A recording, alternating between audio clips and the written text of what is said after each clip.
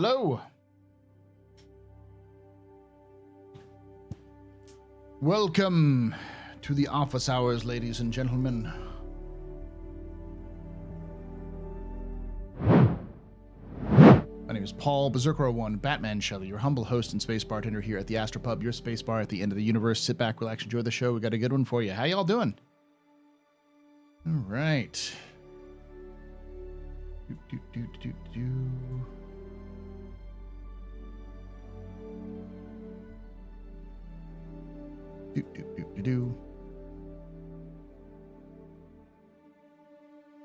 What's up, Paul? How's your Thursday? It's going okay.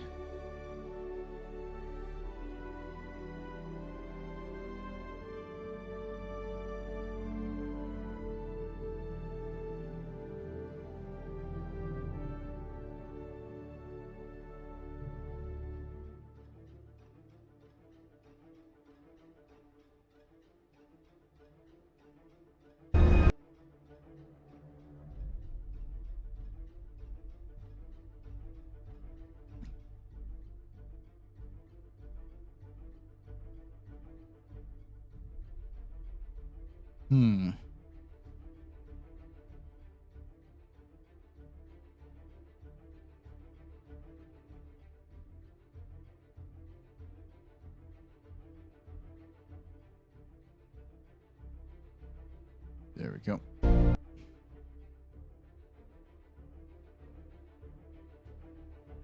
Do you think we'll get industry starters or will Vulture Prospector be the standard? I think we'll eventually get industry starters. Probably not both 1.0 though. Hey, Symphony of Steel. Warning from South Australia. Welcome there, Sorensen.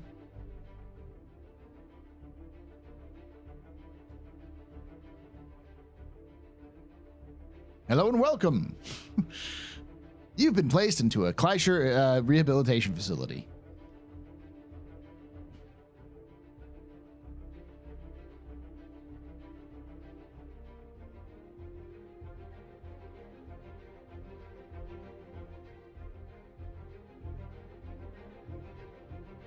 So this is going to be me doing a recorded. This is going to be a capsule. It's going to be a very long capsule, but we're going to be talking about we'll be looking at the Squadron 42 gameplay, and I'll be doing some stuff that talking stuff specifically.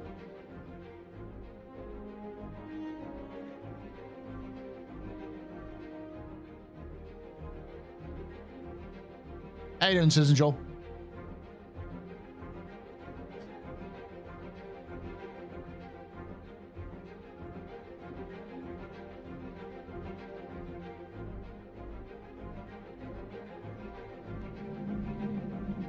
You can take away my spaceship. You can take away my space suit. You can even take away my space lasers. No pew-pews. But you can never, ever take away my space game.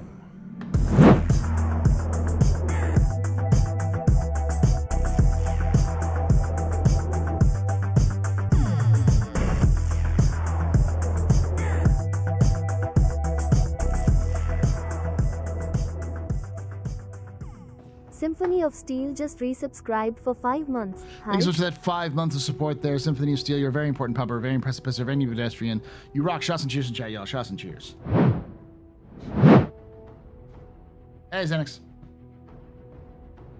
I will do my best to not spoil anything, but I will go over some of the context of what's going on. Because there is a lot of context that needs to be discussed about what's going on in the Squadron 42 prologue. How you doing, Yubi? Hey, Bell. So what is the new thing we're supposed to be mad at? Or is it still master modes? It's always master modes. Let's see. What's the latest controversy? John Crew apparently says that the the Galaxy isn't getting its construction module, its fabrication module from Source. Trust me, bro.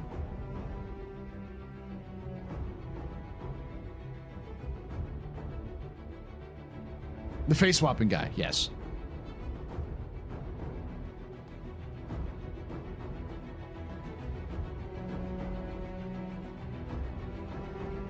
We're not still mad about hover mode?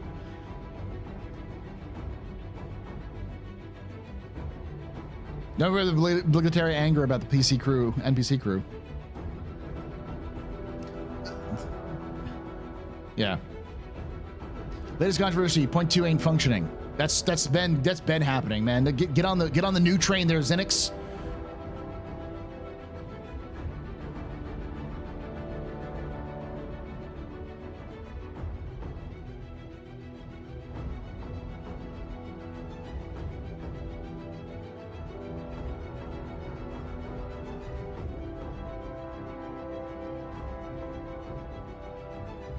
Yeah, they're gonna fix it in 3. They're doing some hot fixes, but most of it's gonna be fixed in 3 is the idea. XU said he thinks the Galaxy won't have a bowling module after talking to John Crew.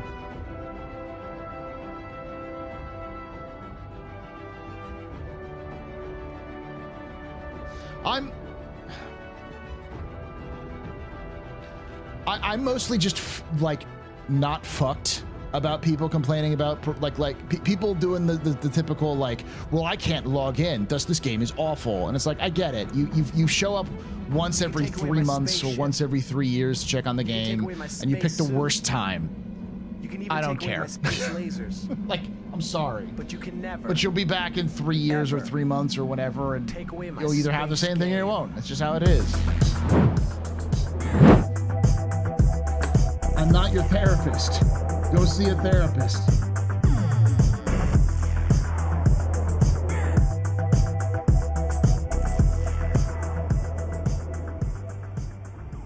Veritas just resubscribed for 5 months. Thank you so much, Veritas, for that 5 months of support. You're very important, Papa. Very impressive, Mr. Any pedestrian. You rock. Shots and cheers in chat, y'all. Shots and cheers.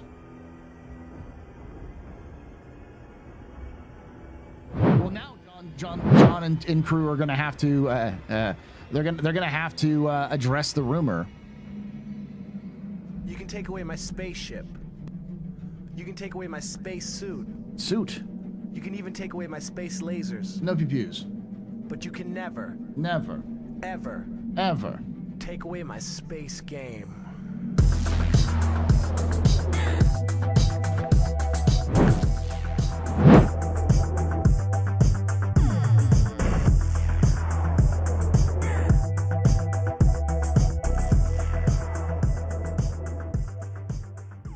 Robert_Woes just resubscribed for 33 months.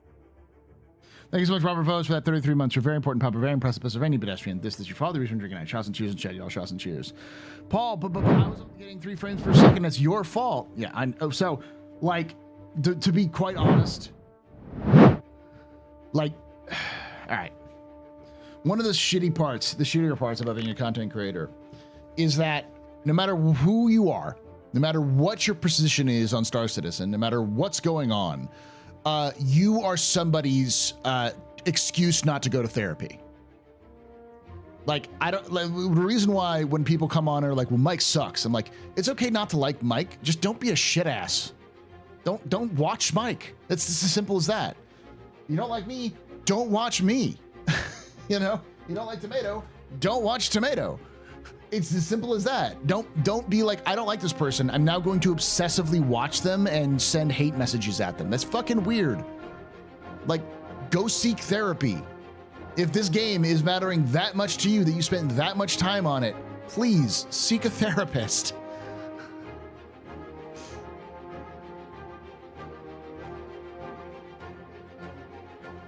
No, I don't bother reading comments on other people's videos, generally speaking, unless I'm on them.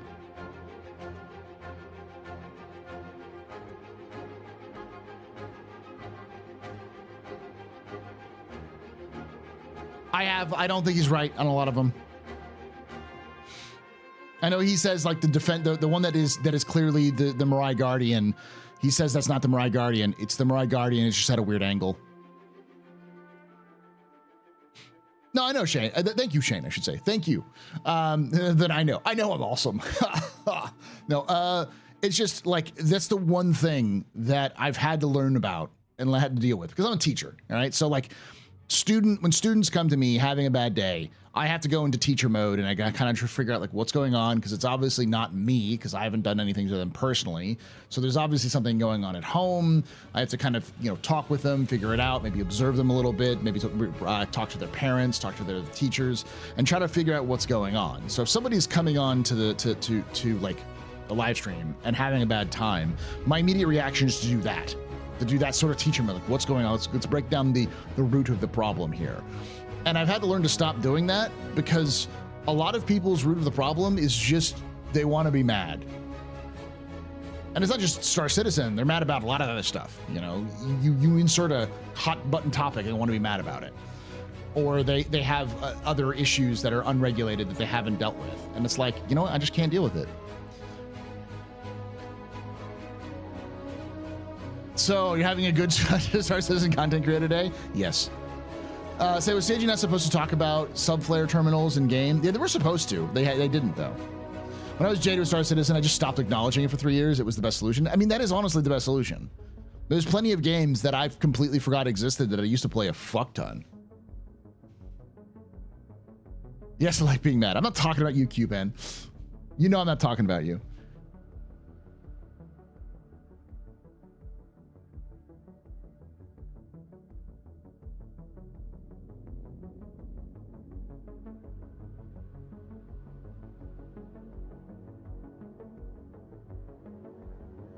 It's super sad that someone would spend so much time on these chats to dump on the game. Sometimes I get it. Sometimes it's just passion. As a lot of the CIG developers will say, that people don't spend that much time on a game they don't give a shit about. Like, you care when you spend that much hate on it. It's really just misdirected passion. There's something wrong, but I'm not getting paid.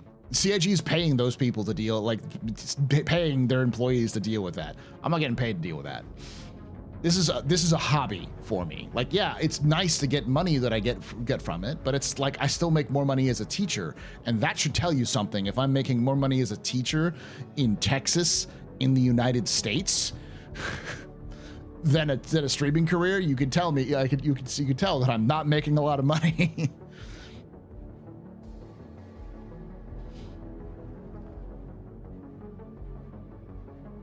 It's a hobby I make a profit off of. Not much, but it helps cover some things.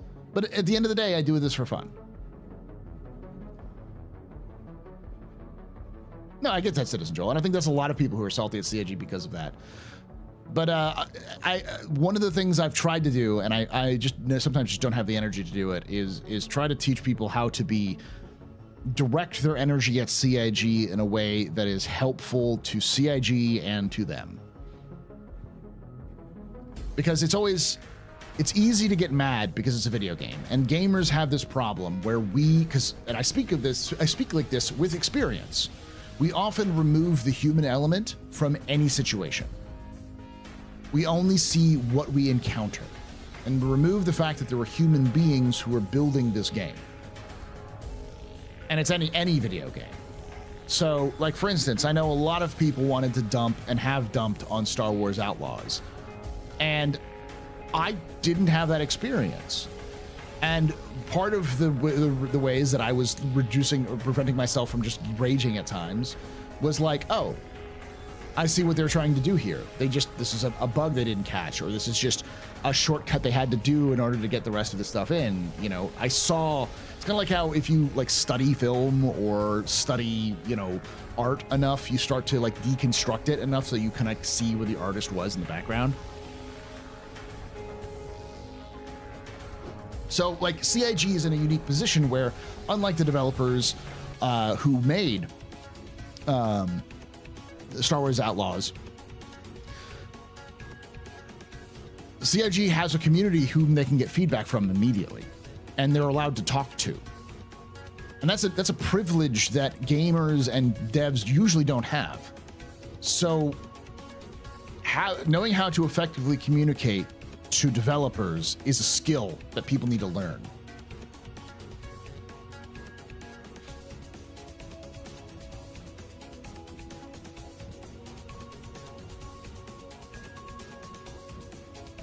So just like screaming like it doesn't work, go fuck yourself, or this is a scam because they're doing X, Y, or Z. It's like that's not helpful.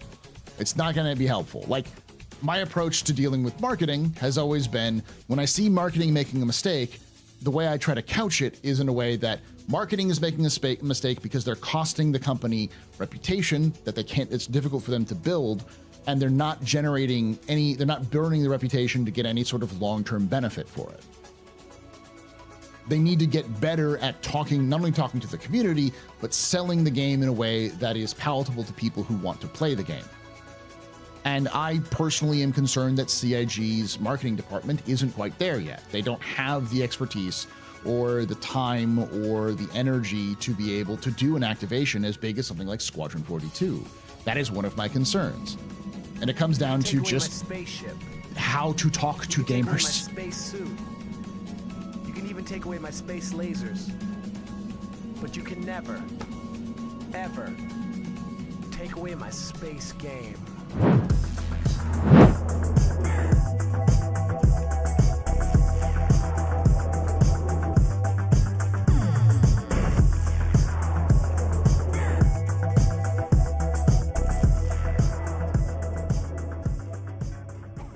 Genantanak just resubscribed for 60 months, 5 years. Will Thank we you so get much for to that. 10 before we play 1.0? Thank you so much for that 5 years there, Genantonic. Jesus Take away Christ. my spaceship. You can take away my space suit. You can even take away my space lasers. No views. But you can never, Never.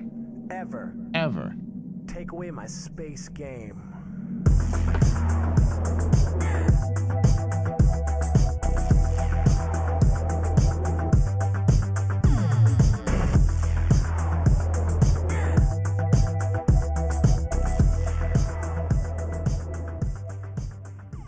$89 Digdug just resubscribed for 34 months. AstroPub 4 Live.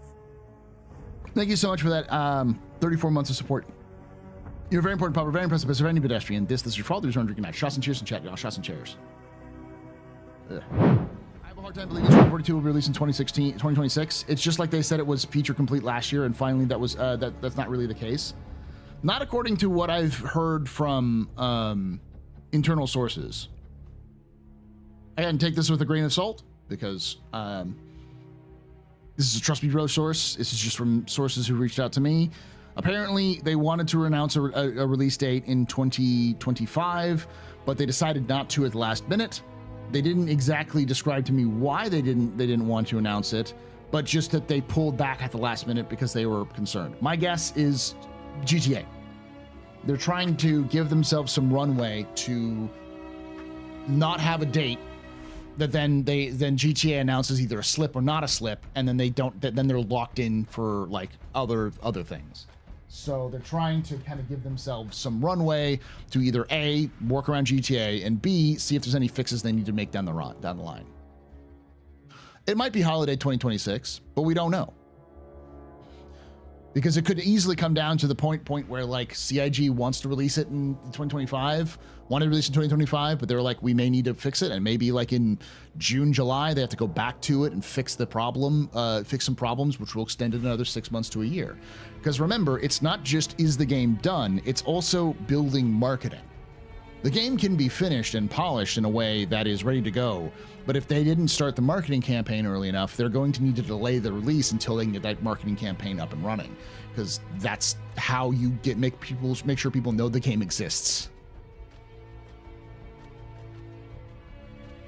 How much money do you think or how much time do you think one of the biggest games requires with polish and optimizations? At least 12 to 18 months.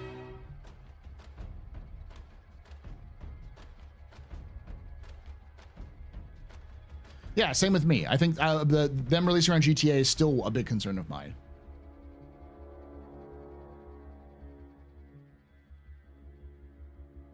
A marketing campaign needs to be 9 months, Feathers. Like 9 months is minimum. Activations the scale that Squadron wants to be, you need 9 months of support. You can't miss a date if you give extra time, and to avoid GTA, it's disappointing, yes, but it's a good choice. I have returned to spread the word, the sliding penguin, the Starlancer. Any thoughts on the new Drake silhouette we've seen? Curious about your thoughts. I have no idea if it's Drake even, man. I know people have said it's Drake because it's got the sort of Corsair feel to it. I've joked about that it's that I've been wanting to see the lobster, and some people in chat said it's the Drake lobster, and I'm like, yes. You personally doubt GTA 6 has anything to do with them moving dates?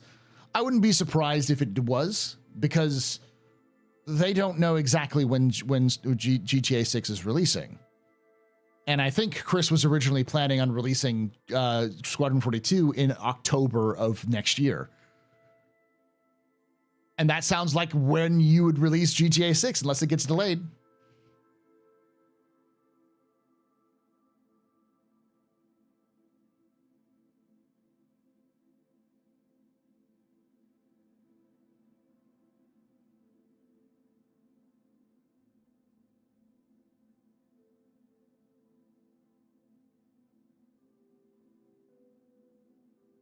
It's a little disappointing how it's going to be a 30 to 40 hour game instead of a 50, 60 hours. Are you listening to yourself, Dano? It's disappointing that the game is going to be a single player experience that's 30 to 40 hours. What?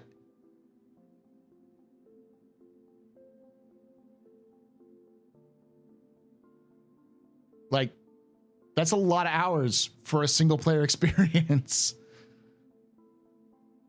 One of the best games I've ever played in my life, and probably will ever, is Titanfall 2. And Titanfall 2's campaign is 6 hours.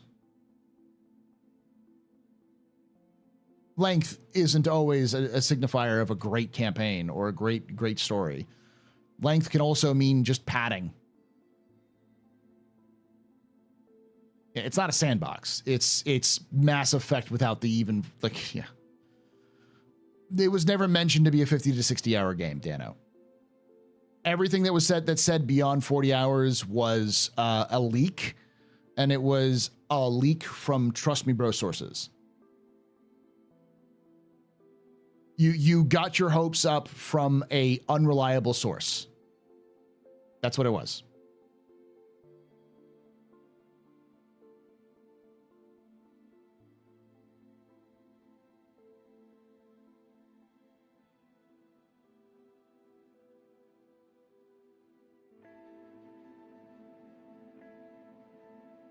Last of Us is around 20 hours. It is considered a masterpiece.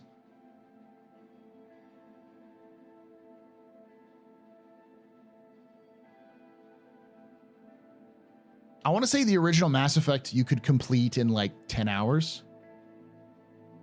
It's been a while since I played it, but I knew it was pretty low. Even Mass Effect 2 is pretty low in terms of hours. If you wanted to full complete it, it's like 40 hours. What's my favorite ship from the Vega 3 battle? I'm going to go with the Hammerheads. Those Hammerheads are like children in a barroom brawl. They have no purpose being there, but apparently they swing in anyways.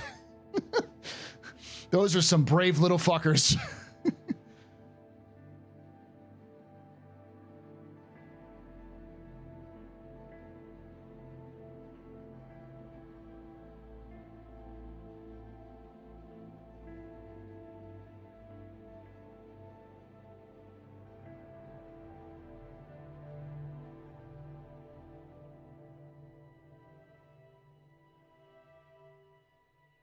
It's the F7X is what it's apparently. You have the con sickness. A lot of people have the con crud. The pox has spread.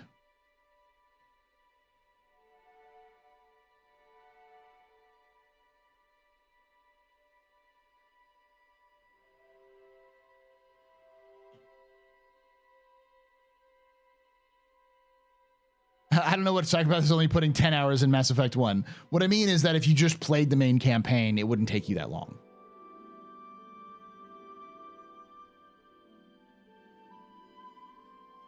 If it's a spoiler, don't answer.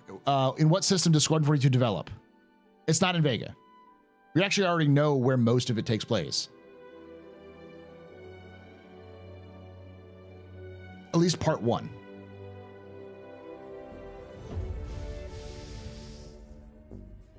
If CIG is as far as long as they say they are, we'll definitely see it at Gamescom.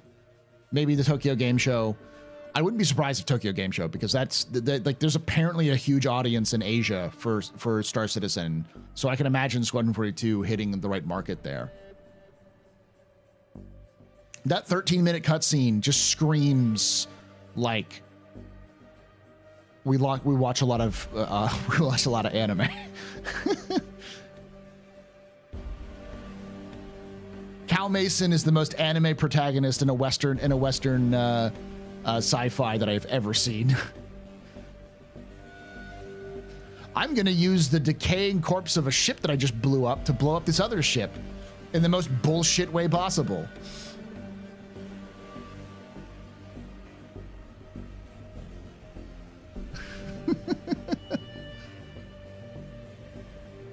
Don't think China will be region locked? It's not right now. The Asian server, like China can play in the Asian servers. There's a huge Chinese community in the Play Star Citizen.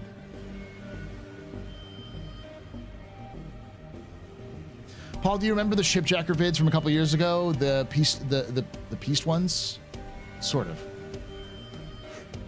Pieced together ones, kind of, yeah. What do I have to do to get CIG to release Cal Mason's F7C RA as an Arena Commander variant? Almost certainly CIG will make that a unique craftable that you can get. Yeah, I'm surprised by it too, but whenever I talk about this, I get in trouble because somebody who's from the region tells me I don't know, and the answer is I don't know. But because my experience with the Asian market in terms of video games is dated. Like, the last time I ever looked into like how games are promoted and how like the kind of popularity in the Asian markets like South Korea, China, and Japan generally was that they tended to go to net cafes to play because most people didn't have PCs that were powerful enough to run like high-end games on their own. That has apparently changed in the last decade since I found out. That now a lot more people have powerful PCs at home that they can use to play PC games. And I think that's clear because there's a huge fucking market in the Asian sphere, and you know, especially Hong Kong, China, South Korea, and Japan. I have a family. I have family in Korea that play Star Citizen. Yeah. You've apparently changed in the last decade. Yeah. Yeah, it may just be that the laptop technology has improved significantly. It's just generally speaking, when you're talking about Asian like homes, the size of like homes in Asian markets tend to be very smaller because there's less usable space. So that tends to be more compact in general, with more multi-use rooms. And so I think back when I last saw it, or one of the reasons why a lot of people didn't have PCs is because PCs can sprawl out. They can take up a lot of space. So unless you were like a really hardcore gamer or you had a specific career in like coding or something like that, most people would have like laptops at best. So yeah.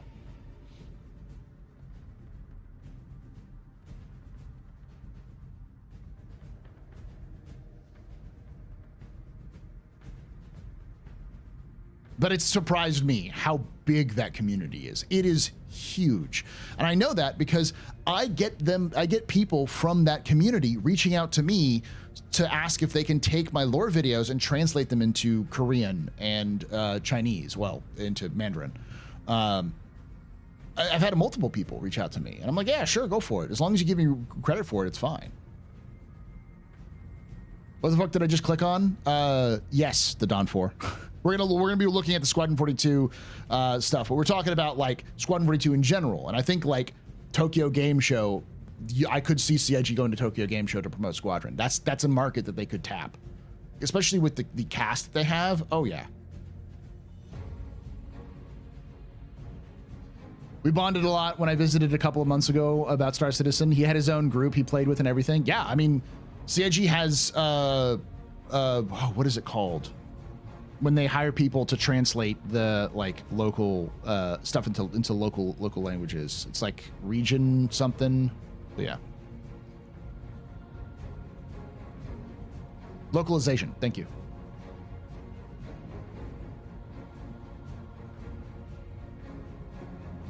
I'd love to believe that the level of fidelity in the Maelstrom damage from like Squad 42 demo will be in Star Citizen, but they'll likely have to tone it down significantly.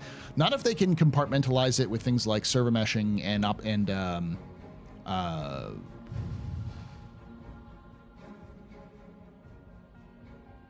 instancing. Do you want it?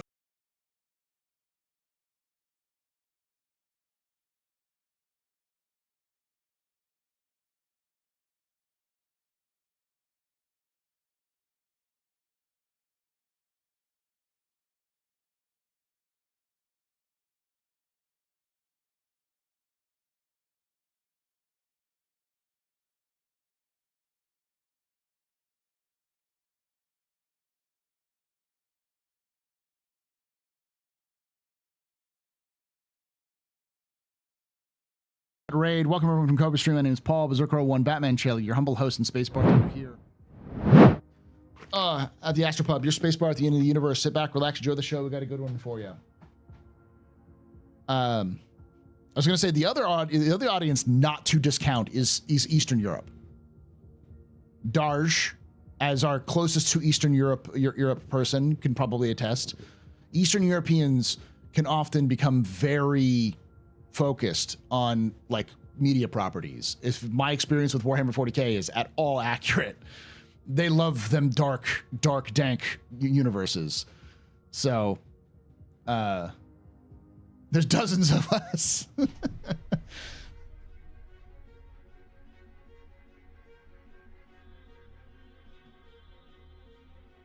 Oh yeah, I think I know we get off the rails sometimes. So had no context. Yeah, we were just talking about Squadron 42 in general because we've been talking about it.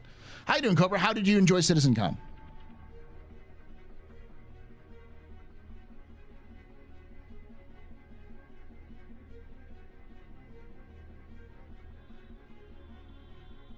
Glad to hear. Well, no, Star Citizen marketing is going well. If Star Citizen Squad 42 gets mentioned in the MANCHACA and their product, it's damn near close. There, Omega. I think it's gonna end up there at some point.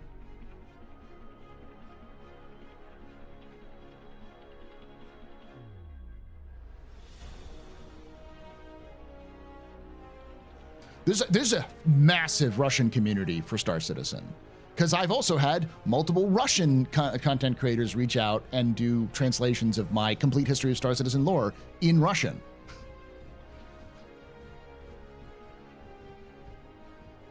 I found a comparison of Star Citizen to the Fall of Rome really interesting. That was the original pitch, but kind of like the rough draft, the sort of seed idea, it sort of sprung into its own life. But that was the original idea, the original concept of it. But it is the basis. That's why you see so much references to Rome everywhere, and Roman, lots of Latin and everything else like that.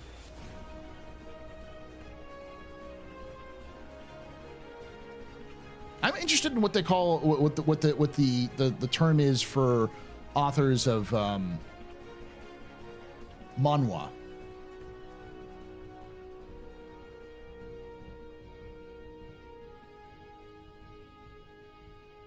In Russian, you don't make Star Citizen lore videos. Russian lore they make you. So what would happen if we went to war with Russia and China? How are we going to split Star Citizen up?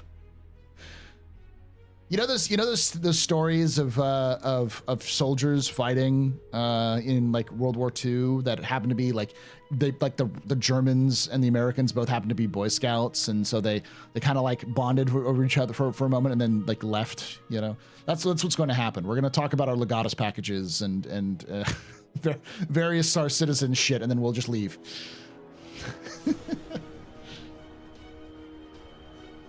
Is Vega 2 like Terra Prime? No. 2 billion souls. Yeah, no. Vega is kind of small in comparison. Vega is mostly refugees and military bases.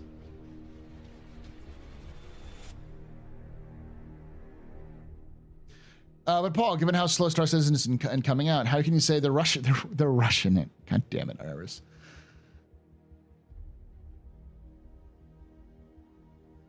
I was very glad to know that if/when I move with the family to in Korea a couple of months, the gaming market is just as big as it is there. Oh, it's huge there.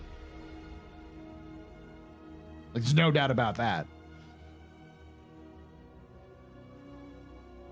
I am interested in seeing what Star Citizen does in the different markets, because Star Citizen's moving towards that grind heavy, that grind mentality. And I think that's going to go over very well with MMO players.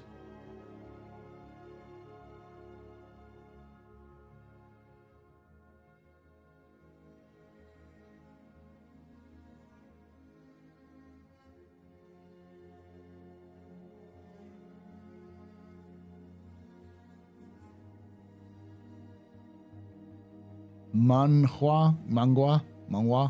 Okay. I googled it for Paul for your curiosity. Manhwa authors are called Manhwaga. I don't know how to say words. I can barely speak English. Hablo un poco español, pero no es muy fluent.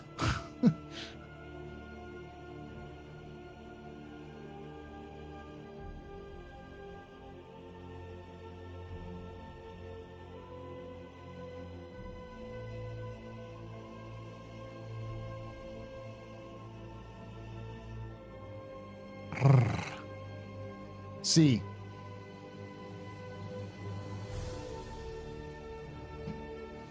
Un perro. The R.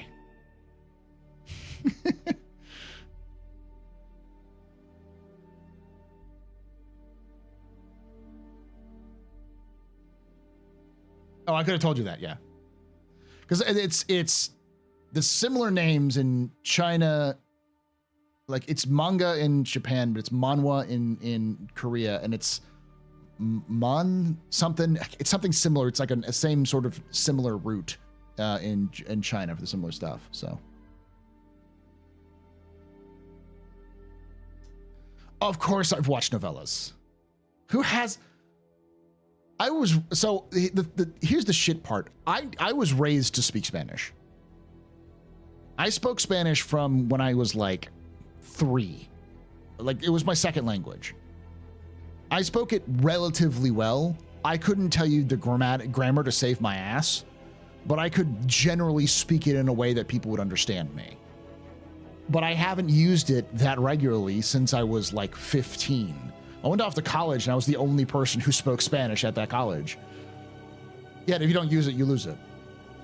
I could get back to it if I would immerse myself again. If I threw myself in the deep end, I could do it. But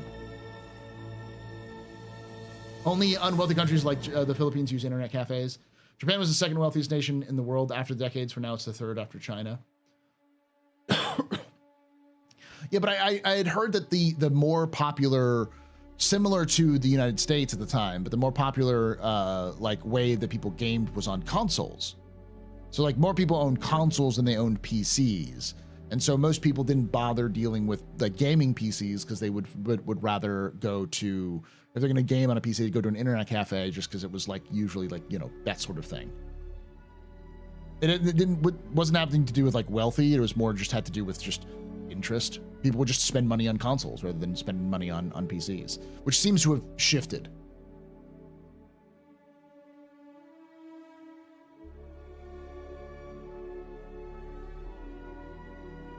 Has been overwhelmed by all the sci-fi languages Paul's absorbed. Hey, listen, every time a sci-fi language like Belter, oh, what is it called? I think it's like Belter Pigeon. Langabelta uses a lot of Spanish. Every time they bring up a Spanish word, I'm like, I know that word.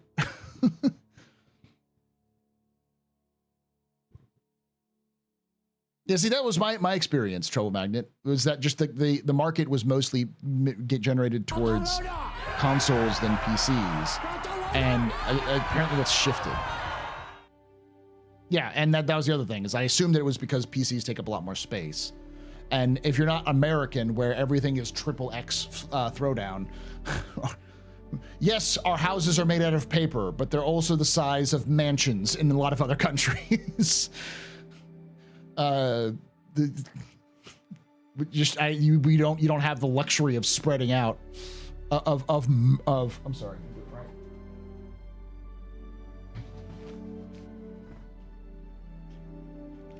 Of freedom spreading. Hell yeah, brother.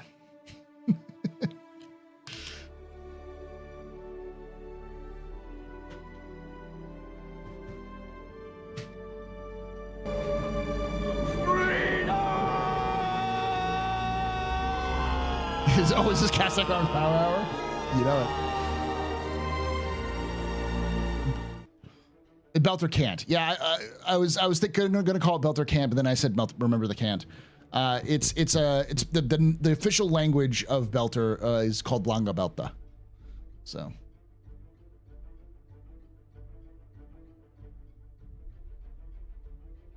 And the quinoa word. Oh. There we go.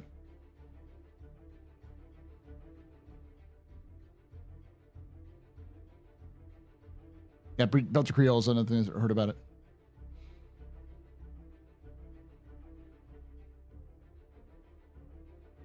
The country also has $400 trillion in debt. What other countries don't? You're goddamn right, Matrix.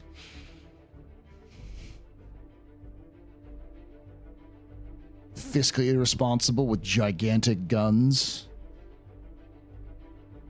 And a fuck ton of space that we spread out everywhere.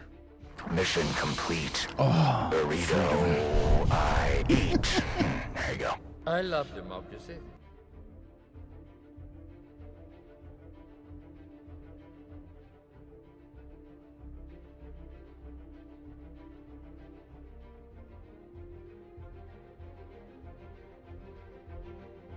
But I'm a green card holder. America is great.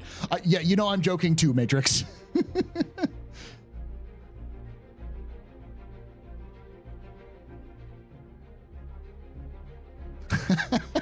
I like that one, Astrolancer. Just remember, there are two types of countries: those that use the metric system and the one with stealth bombers. I'm gonna turn off the fun buttons when we get to the actual like video. So. Yeah, Jail does a great job of languages. I love him when he gets his hyperfixations going on.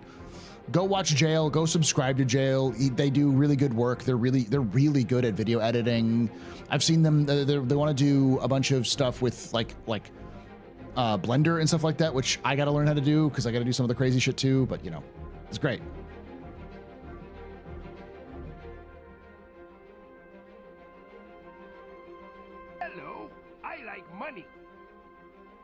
If you're unfamiliar with it's called quinoa, right? Is that how you say it? It's the language of the elves that Tolkien wrote. It means gift. The reason why the name exists is because Sauron used the name Anatar. Oh, Anatar. Yeah, I get it. So I'm named after Sauron.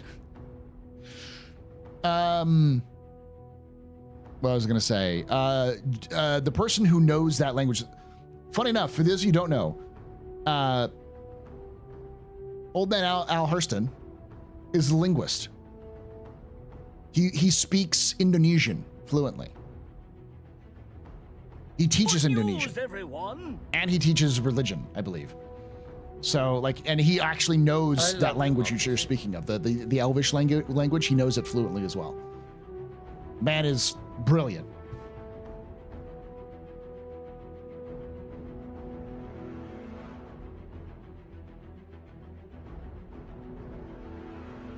I think it's Indonesian.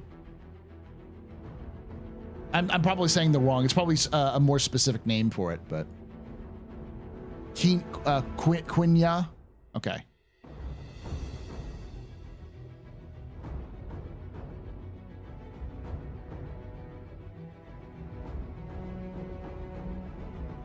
Indonesian's taught a lot in Australian scrolls. I assume so because there's just so much trade between.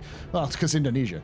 All right, before we get, I'm gonna get into it here in the moment. I'm gonna get some water and stuff like that. But before I do, just a fun fact for those of you who don't know, Indonesia is one of the most important locations in the world, next to something like Qatar, because it's pretty much where all trade goes through if you're going to trade between Asia and the West.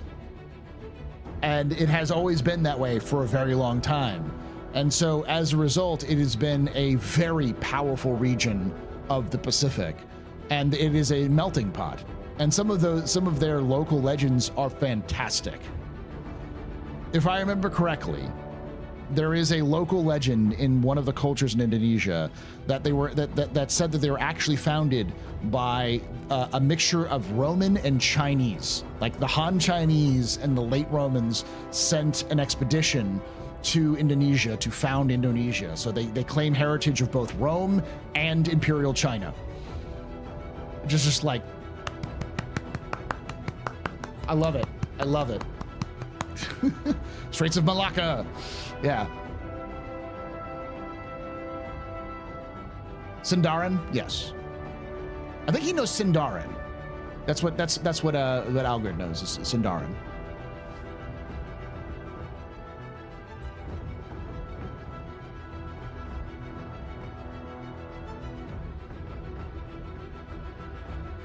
The Malay Straits.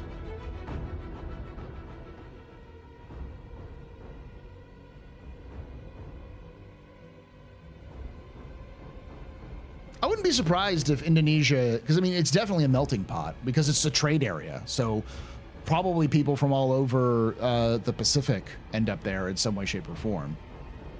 Plus mainland Asia. Wouldn't be surprised if there's a lot of African routes there too, since a lot of African trade goes up the coast and into India and stuff like that.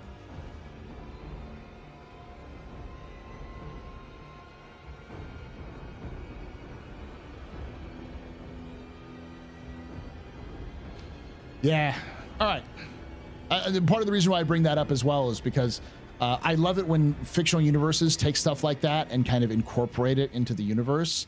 And what I just described is effectively Stanton. Stanton is the Straits of Malacca. That's why it's so fucking rich, and diverse, is because it is literally, if you're trading between the Eastern and Western empires, you're gonna go through Stanton. It's the safest and most direct route. So, which is why it went from being sort of an interesting location to being mega city central over the course of a century.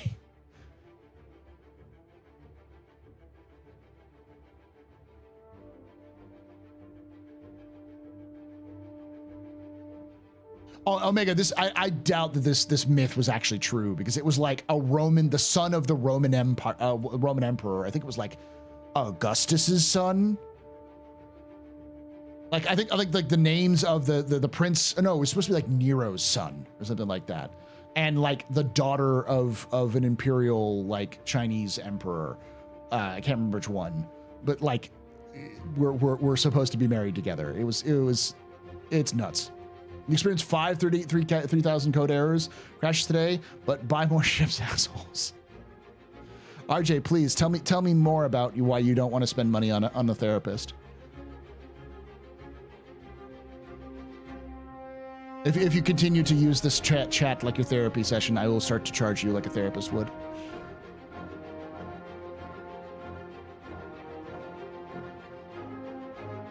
I'm curious, when you saw how the Starlancer base variant unloads cargo, what do you think of?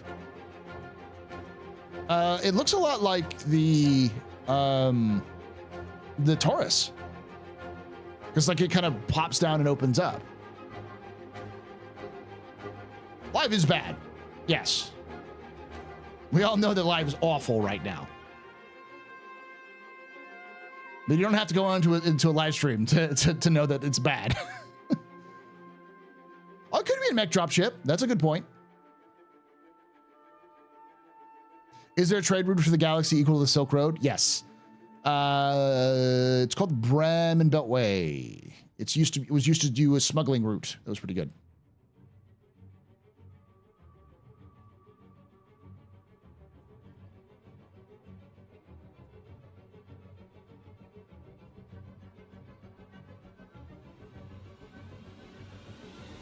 If you all were watching me yesterday, I had like 30Ks in a row, and I couldn't complete a single mission. So trust me, I know it's completely busted right now. Is there a download for live? Does that fix any playability or stability issues? It might, but we're probably not going to see any sort of stability fixes until closer to IAE.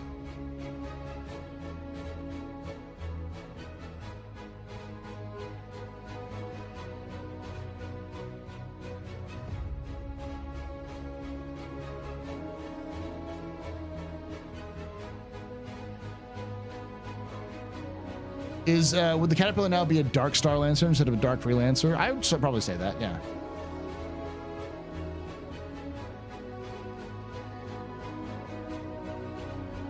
Yes, perfect game, no flaws.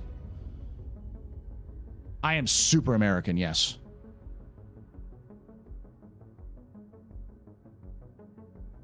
See, Destroy, I say these things just to get you to come out and talk. I haven't started doing the breakdown yet. We're currently still putting multiple daily server-side stability hotfixes into 3.24.2 live servers, stability, interaction, delay metrics. Okay.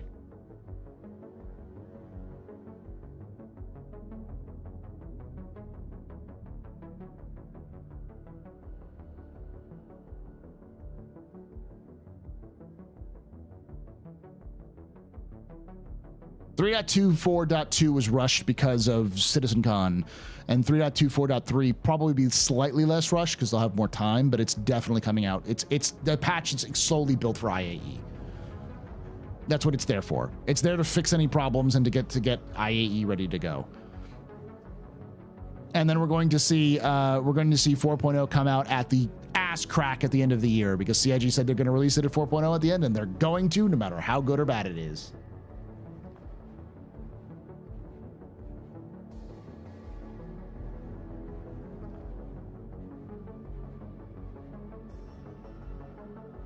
Well, see, that knowledge, that's the thing, is that, like, I was doing system surveys and nobody fucking listened to them.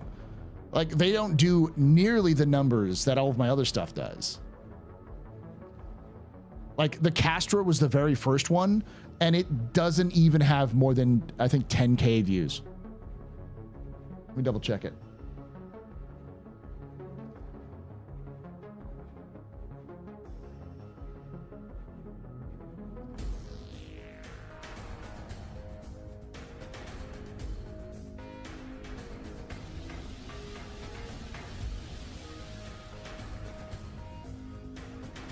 I was doing them pretty frequently, actually. Let me look this up real quick. Content.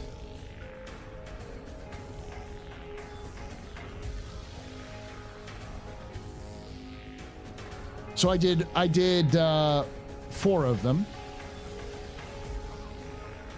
Castra was the first one.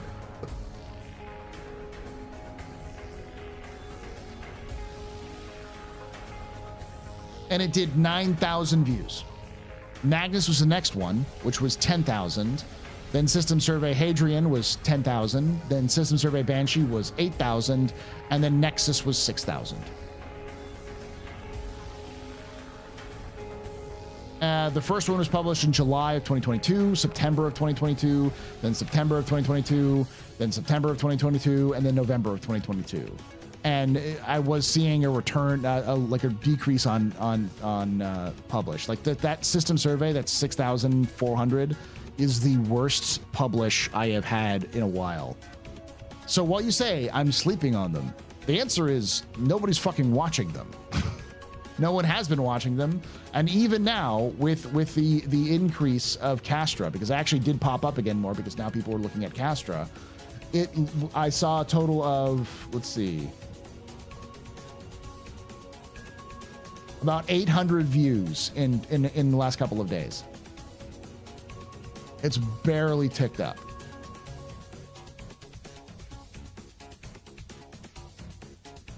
I did the fleet doctrine, well, I did a doctrine, yeah.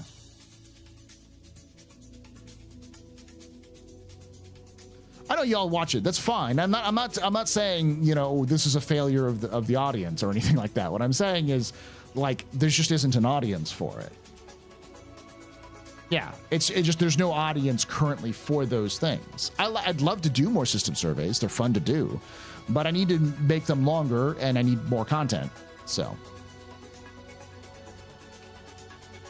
to give you in comparison, in the last 30 days, the lore video on the Gladius is nearing 20,000 views. Castra came out in July of 2022. So in 2 years, it's not even broken 10,000 views. And in 30 days, in a month, the Gladius has almost broken 20K.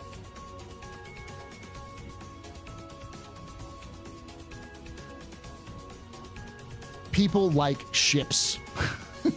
And they like it long. They love long content.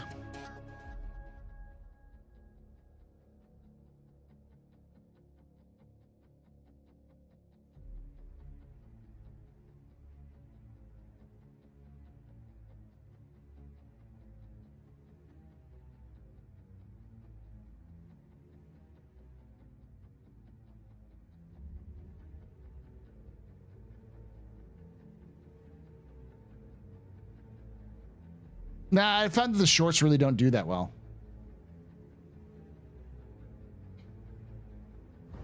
I do plan on doing a system survey on Pyro just before 4.0. That's for sure.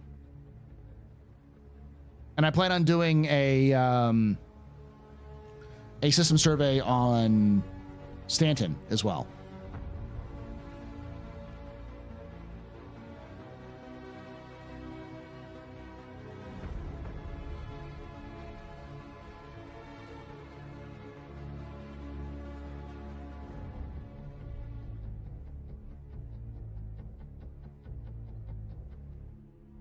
I could reach out to Dave. I've flirted with the idea of talking to CIG's concept artists to see if they do work, because I know other people do that. Like, I know like concept artists who've worked for 40K will actually do work with like they'll take commissions doing 40K work that's not with GW. Same with like Destiny concept artists and Battletech concept artists. There's a lot of Battletech concept artists who ended up working for commissions for Battletech people who like techs. And the Black Pants Legion hire them to do concept art for them for their videos. I just don't have that kind of cash.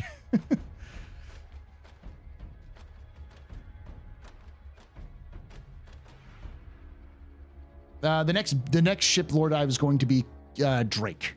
I'm going to do a complete history of Drake Interplanetary. I just need to find those artists. I could ask Jay Lee, but I think Jay Lee's busy. And make sure that they're not, you know, I'm not going to talk to Gavin Rothery. All right. I'm not going to be talk to the guy who made fucking Moon and be like, could you make a Star Citizen concept art for me? I love Moon, by the way. By the way, if you didn't know, the guy who made fucking Moon worked for Star Citizen.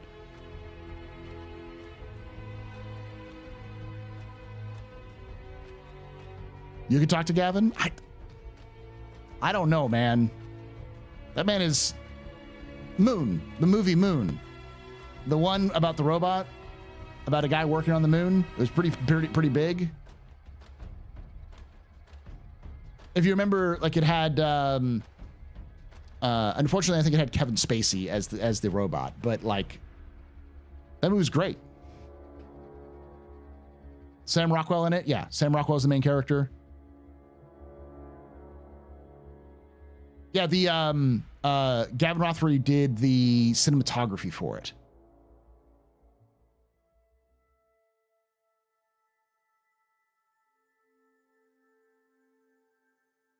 That's exactly what he did.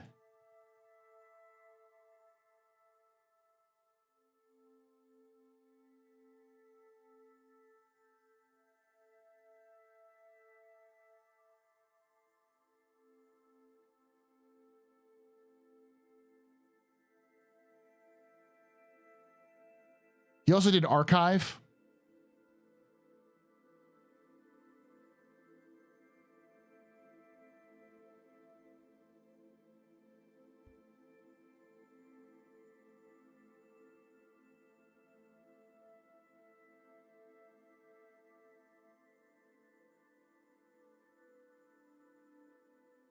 So for Moon, he did the story input, he did concept design, production design, graphic design, motion graphics, VFX supervision, previs, on-set playback, and he even roles as a rescue unit captain and astronaut stunt double.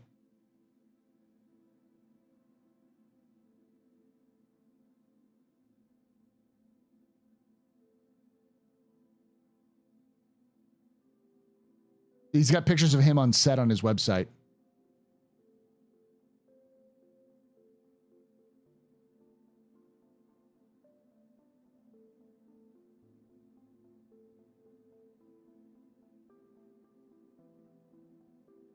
Yeah, Archive is pretty good. I remember seeing that one. He also did The Last Man, which is a really good one.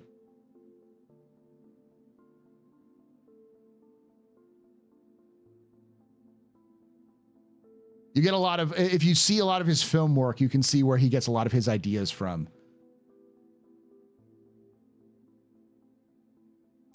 To give you context, Gavin Rothery worked on Titanfall, Star Citizen, Fable, Grand Theft Auto 3, Vice City, and San Andreas. Let's see. He also did Alone in the Dark, Battalion Wars, and Juiced, as well as Die Hard Vendetta.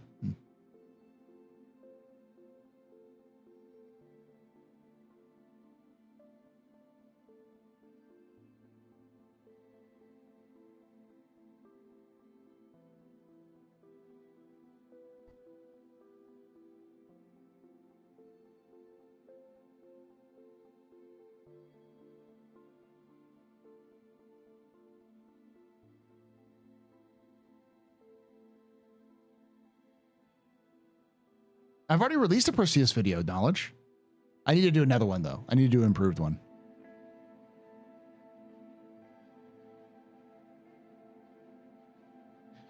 To give you an idea of the ships he's worked on, he did the original Gladius. He did the original Cyclone. Hey, a tip! PKTS, super chatted $2.61. Name of the song playing on the background? This is the Star Citizen melody number 3. It's a melody of a bunch of different Star Citizen songs done by Pedro Camacho. Oh, that wasn't a teaser for the Perseus specifically. That was a teaser for the complete history of Star Citizen number 5. Ah, but have you done your Hornet video? Yeah, I did an entire video on the entirety of Anvil Aerospace.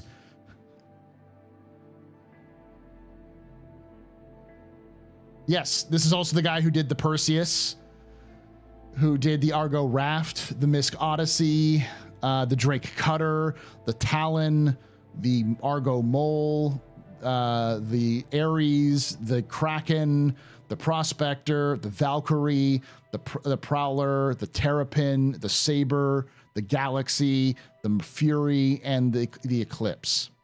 Oh, and the Hammerhead.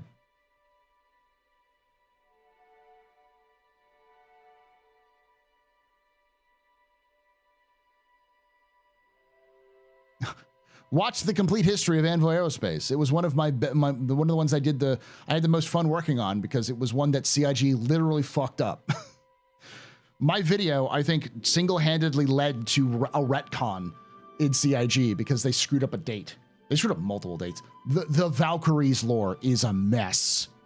It is an absolute shit show.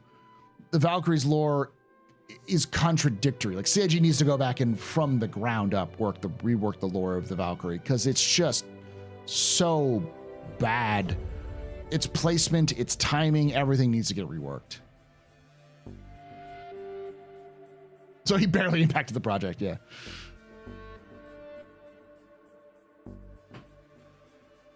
If you noticed, oh, he also did the F8.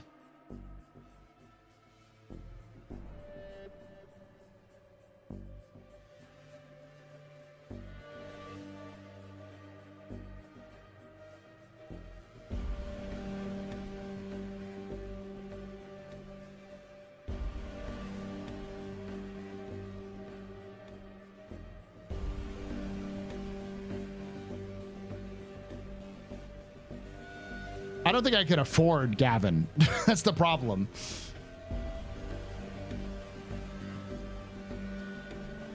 All right. I love the video on the history of the Pioneer, even more now it's gone through its makeover. The problem with a lot of these videos is that I would love to do videos on them, but CIG hasn't done enough.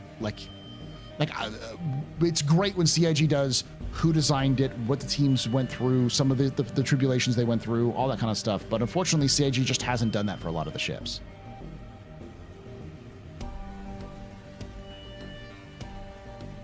Because, like, honestly,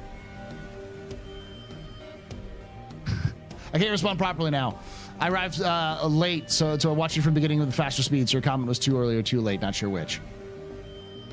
The general comment there, Destroy, was more that I'm surprised that that Star Citizen has the reach it has outside of the Western market. Because at least to me, it doesn't strike me as a game that would appeal to an international audience beyond, say, like Germany, the UK, and the US. Germany, France, UK, and the US.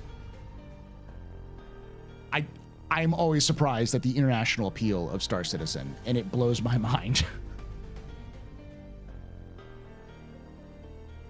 Do me a favor to, if you end up talking to Haddock, ask him if the organic RP stories will still be integrated into the official lore. That's something I want to know too. That's something I'm a little concerned about with some of those announcements, but yeah. Historian reviews. Contradictory lore doesn't work for its role right now. Paul must have hated the Valks. Fortunately, his favorite ship is still there. The Valk's idea, the concept of the Valk makes sense. And if the Redeemer had at least a good concept story, it would make sense. But the placement date of the, in fact, it's partially the part of the reason why the Redeemer has contradictory lore is because of the Valkyrie. Because the Valkyrie mentions that the Redeemer is a contemporary of the Valkyrie. And also contemporary of the M2.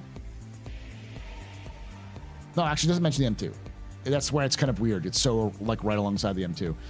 Yeah, it's apparently the Valkyrie lore specifically says that the Redeemer predates the Valkyrie.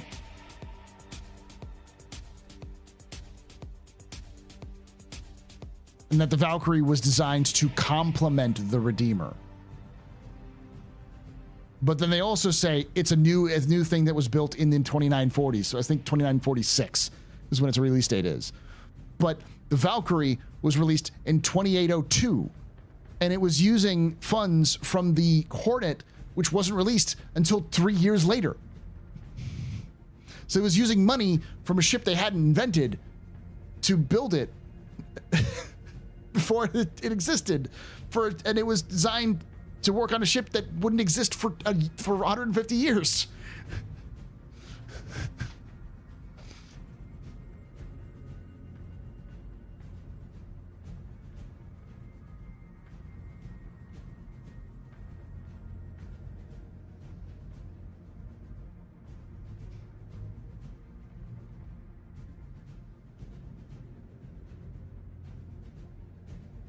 Listen, I came up with a fan lore, fan canon for the Redeemer's creation, and I think it still works.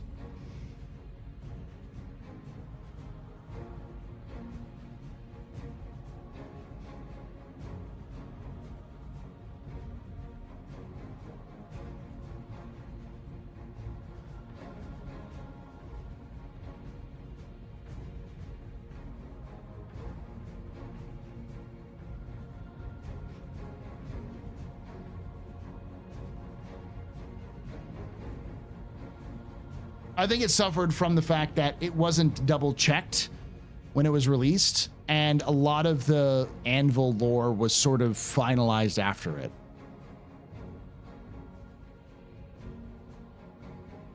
Is this Senator Armstrong's that made it the fuck up? Yes. It also CIG said that the F7A Mark II was released in 2946.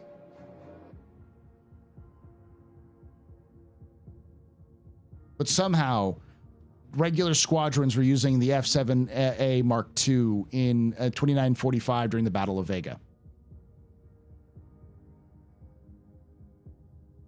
I triple checked that before I said anything about it. So then I made a joke about how the story of Squadron 42 is actually the Final Countdown, the movie The Final Countdown, where like that American supercarrier got transported back in time to stop to stop Pearl Harbor from happening. That's really what happened. The Second Fleet was transported back in time to stop the stop the Vandal invasion.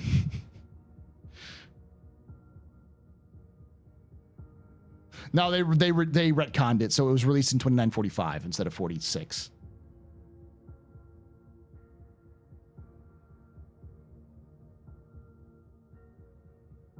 I just remind Iris that movie existed.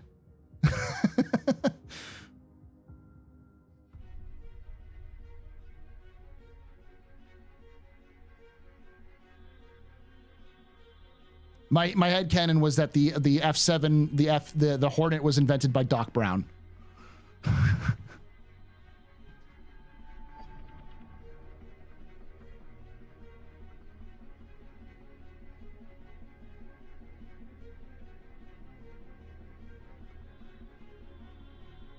How did you Uno reverse psychic damage back on me, Paul? It's a gift.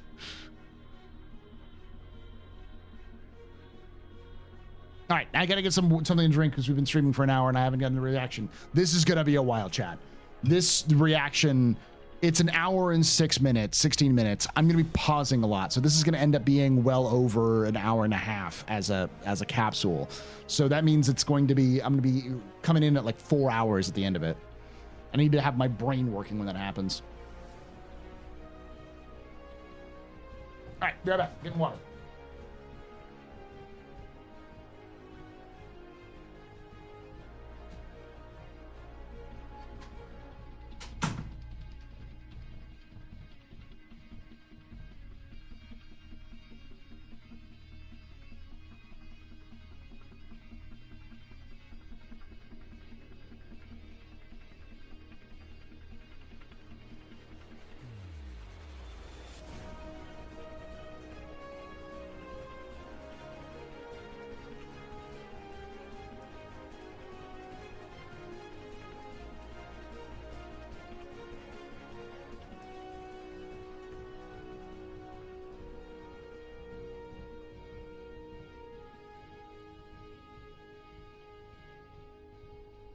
I'm just an old-fashioned cowboy.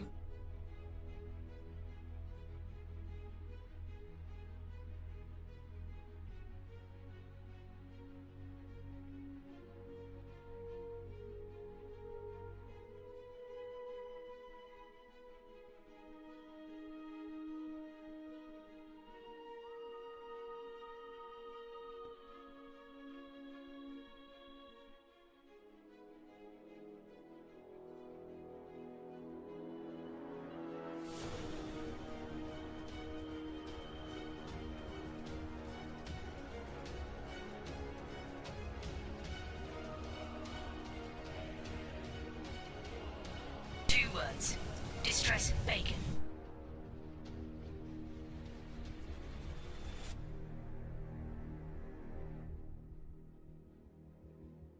I can fly.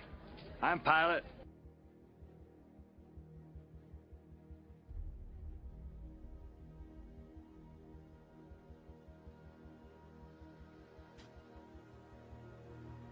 I'm back. Stand by for Turn everything Titanfall. off. No fun. No more fun. It's been turned off. These have been turned off as well.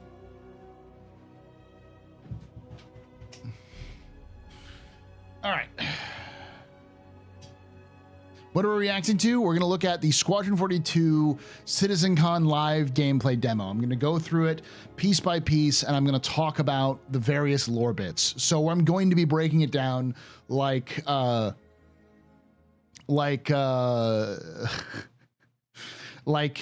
Gamer breaks down everything. take a 20-minute video and stretch that out to an hour and a half. All right, y'all ready? Let's do this.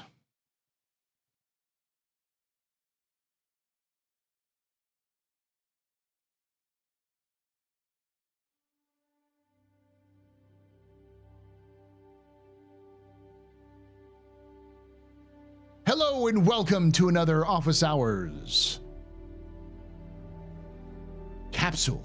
That's right. This is a small section. I say small.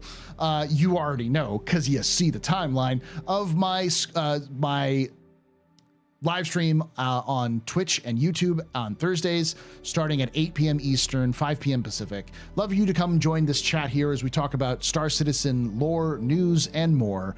Come on and join us. Now, I'm probably not going to do this for absolutely everything that was shown at CitizenCon, but we are coming off of CitizenCon 2024. And specifically what I wanted to do, this is a request from the chat and from viewers, was for me to do sort of a reaction, a breakdown of the Squadron 42 video. I'm going to do another breakdown on my lore channel, The Astro Historian, linked over there. And that is going to be a more precise breakdown. It'll probably end up being like maybe probably shorter than the actual video is, because it's more of a, I'm not going to go over every detail of all of the audio or all the like cinematics and stuff like that. But I will definitely be kind of pointing out all the things that you need to know about the background story and other things like that. So before we get started, just remember, this is not really a reaction. I don't really do reactions. So if you like this sort of thing and you want me to do more of them, let me know in the comments below. All right. All right. I'm going to turn off the music and we're going to go into the presentation mode. Let's watch.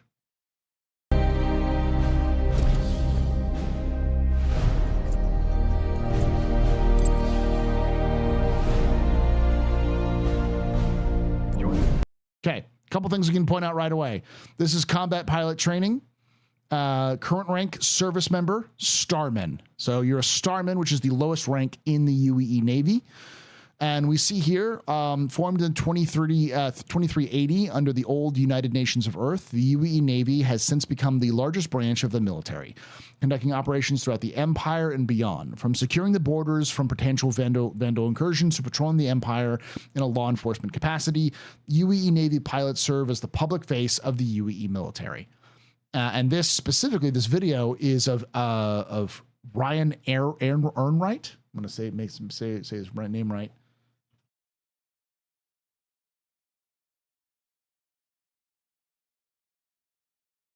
Ryan Enright, I believe. Call sign Doc, who's played by Henry Cavill in the series. He's one of the captains of Squadron 42, which is why Squadron 42, being the poster child of the UEE Navy, this is why they're there. So let's watch. The Navy is not about piloting the most cutting-edge ships or traveling to the farthest reaches of the universe, forging connections that will last your entire life, fighting to protect your home and loved ones, or even learning what you're truly capable of. Those are just the perks. I'm Commander Ryan Enright. I fly Navy.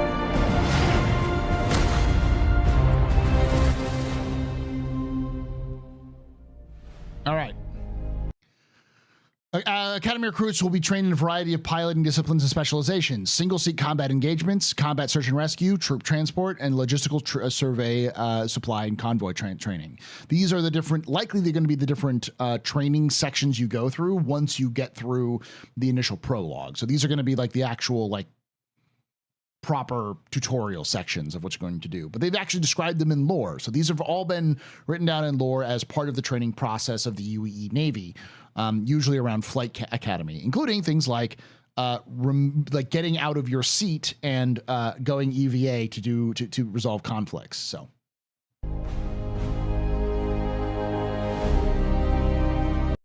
Okay, the VX 3030, pass all VX 3030 physical performance tests, receive clean bill of health, mental health, clean background check, and eligible for security clearance. And DX 3034, pass a DX 30 for psychological profile test. To become a UEE pilot, you will be the lifeblood of the UEE of military activities throughout the UEE and beyond. So High Command looks for qualified candidates who are able to withstand physical, mental, and psychological stressors of the job. It's highly implied that the UEE Flight Academy is the basis of officer training. This is the, in effect, UEE, the UEE's version of an officer school, officer candidate school, because there are people who enlist in the Navy, and when they kind of get sorted out of where they need to go, they may get sorted into flight school. And if they get into flight school, they automatically get the rank of lieutenant.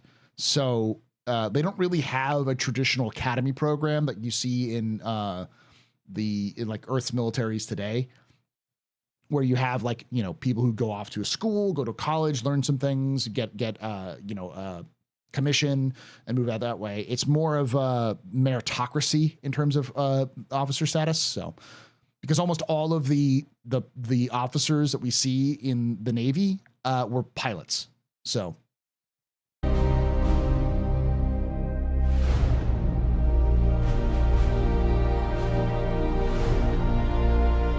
teams of flight. After a period of general flight instructions, you will be assigned to specialized flight training based on aptitude qualifications and service need. Single-seat combat pilot, multi-crew pilot, reconnaissance intelligence, and research and development. This is... Let me back it up a little bit. So, to give you the idea, this is fighter pilot. This is Terrapin pilot. Would be like Terrapin or yeah, probably Terrapin, maybe most likely. Multi-crew pilot would be like controlling a hammerhead, would be like the commander of a hammerhead. Like small multi-crew ships, or the commander of a Perseus, because most of the crew members of those would be starmen. And then research and development would be Carrack. So if you got slotted into the four category, you'd be a Carrack pilot or a Carrack commander. Maybe a Hornet tracker, yeah.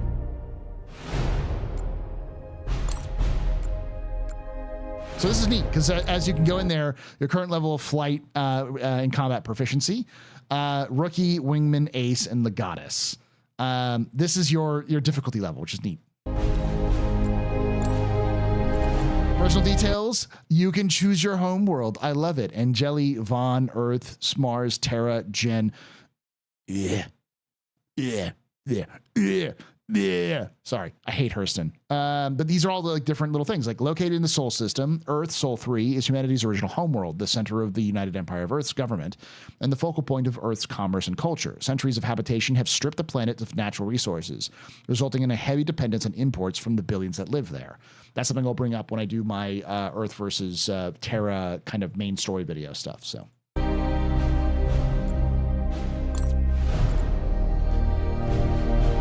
The cool part about this is you put your first name, your last name, and your gender, and then you put your emergency contact. Whoever your emergency contact is the person you're writing a letter to at the beginning of the game, which is neat. And I'm sure this will come up again as well. Jen is a planet in the Terra system. It's awful. It's an awful place. Hurston mentioned.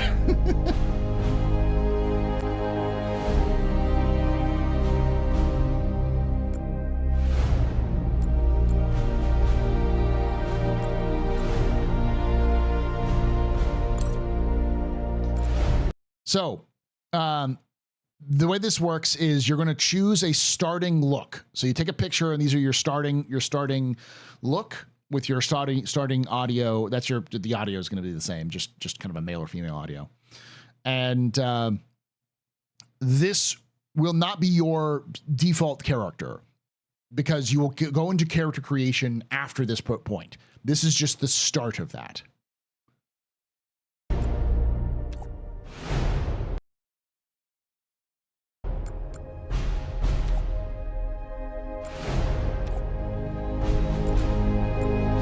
I assumed you talked to all rookies that way.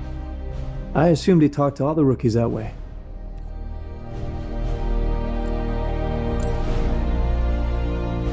So this is not just your character creation, this is just your character base.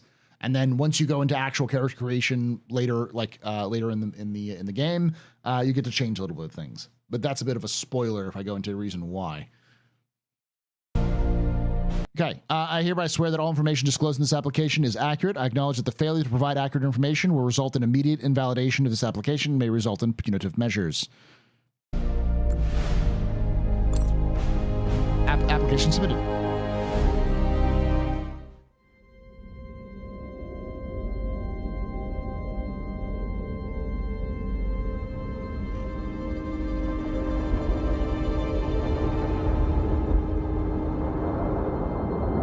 Archangel 6, come in. Go for 6. I'm getting a faint contact on bearing 287. You picking that up?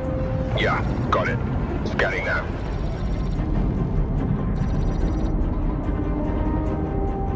Vegas system, 10-5-2945.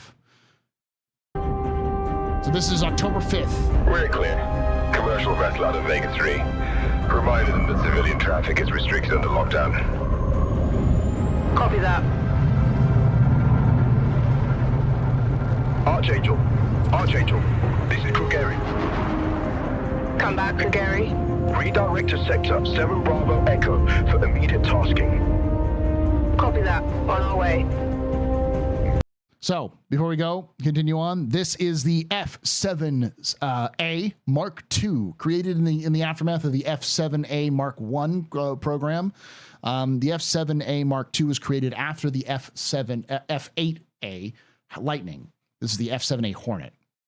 The Lightning was created because of continuous combat with the Vandal, meant that the Hornet as a replacement for the Avenger was no longer good enough as a replacement. It did well as an all-rounder. When the Hornet was originally created, it was designed to not only fight the Vandal, but the Xi'an, and also, human pirates. But as the Vandal became more and more of an existential threat, the UE Navy began to push itself towards a more hyper-focused sort of system to deal with the Vandal. The problem was that the Vandal weren't enough of a consistent threat for them to justify spending billions of credits on new technologies. So instead of just getting rid of all the Hornets, what they did was they redesigned and re-upped and created a new version of the Hornet called the Mark II, which is what we see on screen now. This is effectively the all-rounder, can take on anything. It's designed to be more flexible, and is one of the best space fighters humanity has ever built. Yeah, SET stands for Standard Earth Time.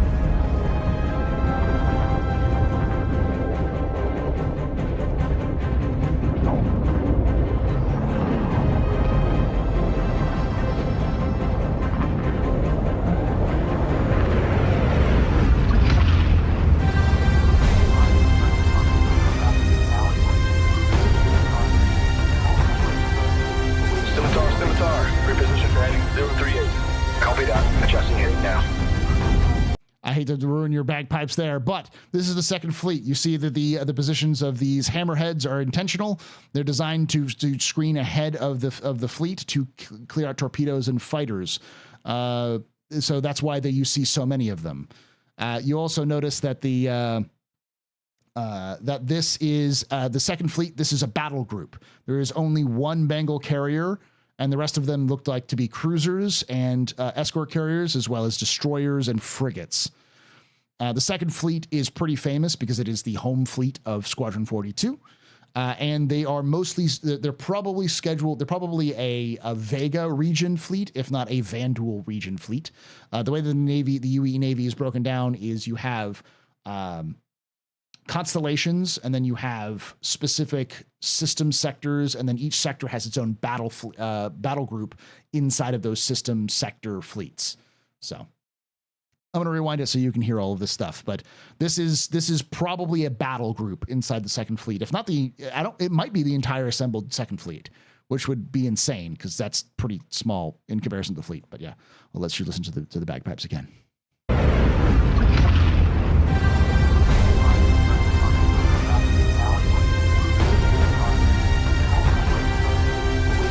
Scimitar, reposition for heading 038.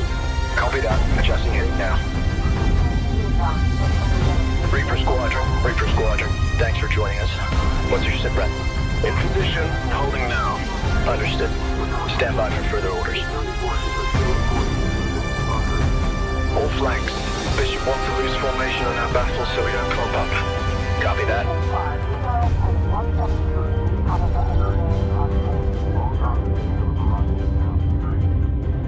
Aegis Javelin class, the Gauntlet. All of the javelins are named after weapons of war, ancient weapons of war, or armor. In this case, the Gauntlet being an armor piece. These were built in the late 27th century in direct response to the original Vandal raids. These are designed to be modular and to be fast attack boats. Up to this point in UE history, most of the major capital ships had been built very heavy because of the restrictions of things like quantum travel and shields and such.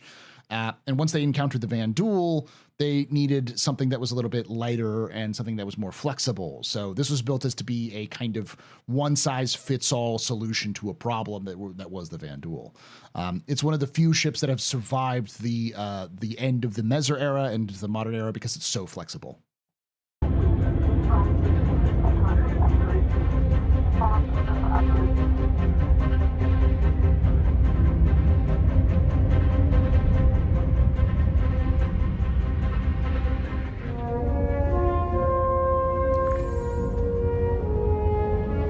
I know I just wrote you, but a couple of hours ago, proximity sensors on the other side of the jump got twigged and went dark. The word is it might be that clan that we've been battling with. I guess that last fight didn't scare them off quite like we all hoped it would. Honestly, we've been out here so long, I don't know what to pull for anymore. Okay. T-Quanza, well, try. Easier said than done, sir. Yeah, you should rest. We're in the long haul. We need everyone firing on all cylinders. I know I'm off duty, but I can't sleep. Let me know if anybody needs anything. Just remember our current preparedness levels forbids disclosing any operational information outside the ship. We see Central Core Bank, Loan Opportunities, Naval Veterans Association, talking about the Polo Initiative, which we'll talk about later, Voyager Direct, which is basically Amazon, Sadabal Today, which is the kind of national pastime of the UEE, is Sadabal. Michael Caron, Starman UEN, catch up this summer. So this is your friend, and Coalition for Military Oversight needs your support. A lot of this is probably dealing with the Polo Initiative as well. What we're seeing here is them writing, your main character is writing a letter home, because what they're saying is that so there's a series after the fall of several of these systems to the Vanduul over the course of 400 years. The UEE set up a set of early warning buoys on the other side of jump points, which are these two-directional wormholes that are naturally forming. That's how humanity gets between the different locations in space. And they use these as a means to indicate when the Vanduul are coming. And Vega is famous for having a ton of these because it's been on the front lines of the UEE with the Vanduul for like a century, if not longer. Likely they're coming from Caliban, which was the last system to fall, which has got a direct jump point to Vega. But it's not just Caliban, it's Caliban and Virgil both have jump points to Vega. So Vega is kind of just directly bullseyed in the front lines.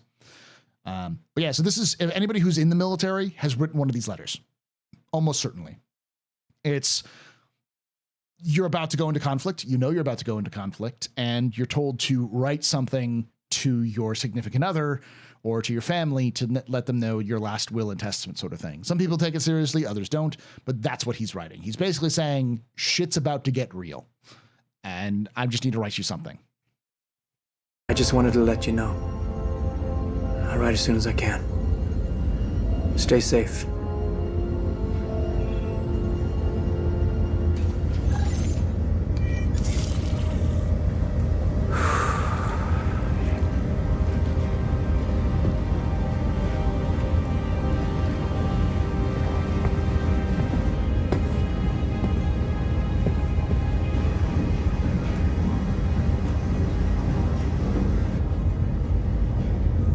Never gets old, does it? Sir. Eddies. I used to do the same thing when I was first coming up. Post up to the flight deck whenever I could to watch the launches.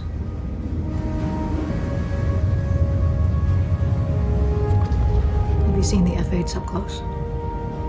No, sir. The thing's a beast. Nimble, too. 12 maneuvering thrusters and 3 mains. It sure sounds like it. Sir. Captain McLaren to the bridge. Captain McLaren to the bridge.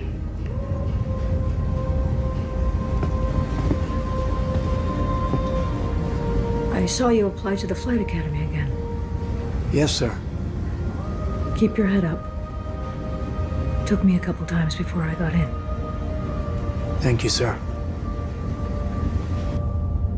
She's the captain of the Gauntlet, Captain Rachel McLaren.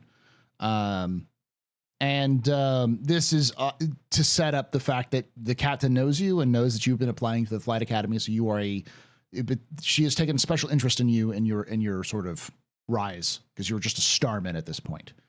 And I know a lot of people in the military already in chat are being like, no, sir. I get it. I think CIG is using that as a artistic choice rather than a realistic choice, just to kind of keep it consistent. Commanding Officer of the UES Gauntlet, yes.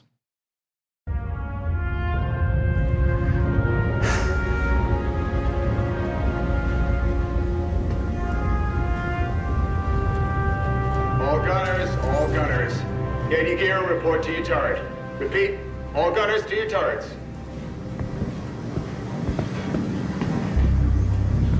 So yeah, this is where you can learn that you are a gunner aboard the Gauntlet.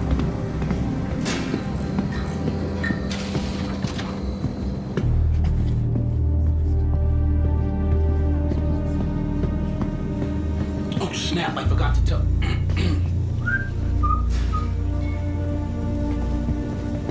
I talked to Watkins in logistics and he said the recon team was wiped out. Really? Then why are we sitting here? Vandal aren't stupid. If they know we know, they would have hit us by now.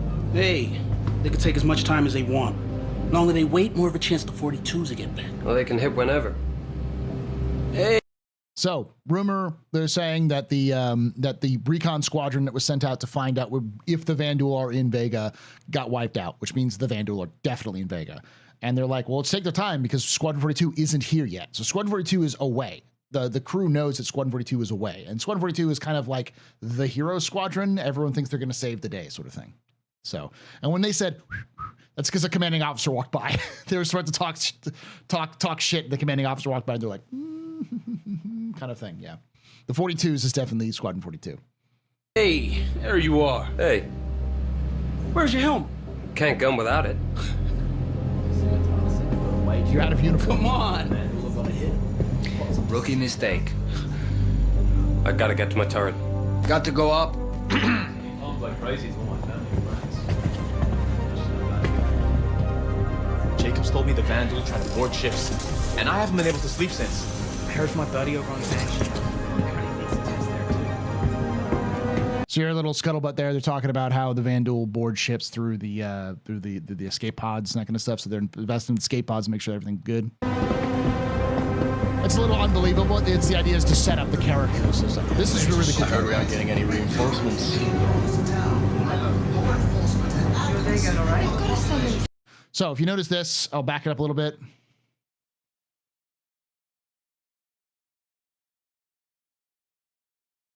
So what we're seeing is the population of Vega is being moved to shelters.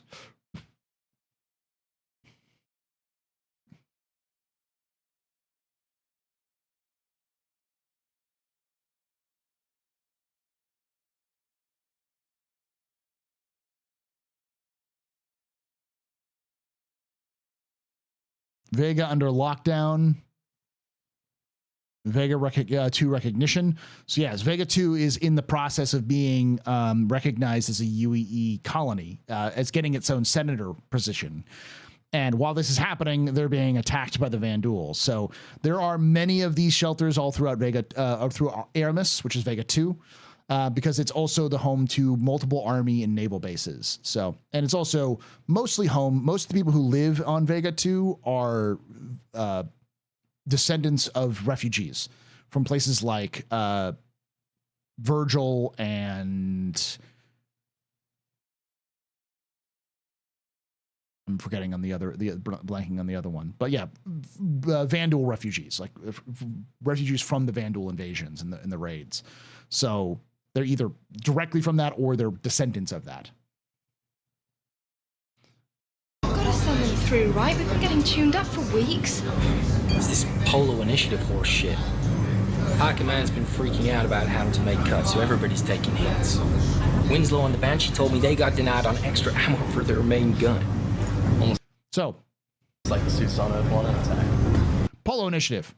For those who don't know, the military in the Star Citizen universe, in Squadron 42 universe, is its own branch. It's its own branch of the government. There are three branches in the UEE government. It's the legislative, the military, and the judicial, because the executive branch is over all three. That's the imperator. They are the ultimate power. So you kind of have like an elected king, as it were, as the imperator. So the military has been its own branch of the government for ever. It's had its own representative, is known as the High General for a while, which has been replaced with the High Command. But one of the big problems is that the main people who do all the budgeting is the legislative branch, the Senate. And the Senate is dealing with massive shortfalls in revenue year on year in the around this time. So a senator by the name of Polo decided that he was going to investigate the military and he's to try to cut back the budget on the military. And as you can tell, the military was not fond of the idea of getting their budget cut. So they've been doing everything they can to sandbag the whole thing and to try to put as much to try to be as disruptive as possible to the legislative branch to prevent them from cutting their budget. And Polo has been using all of his power as a senator and all of his political influence to effectively come down harder and harder on the military. So the military is getting cut back significantly in funds. So what they're complaining about is that they can't even get ammunition now because the government is holding back ammo and other like pay so that they can't actually do their job. That's what they're complaining about. Maybe we should oblige them, you know. The government offers them all.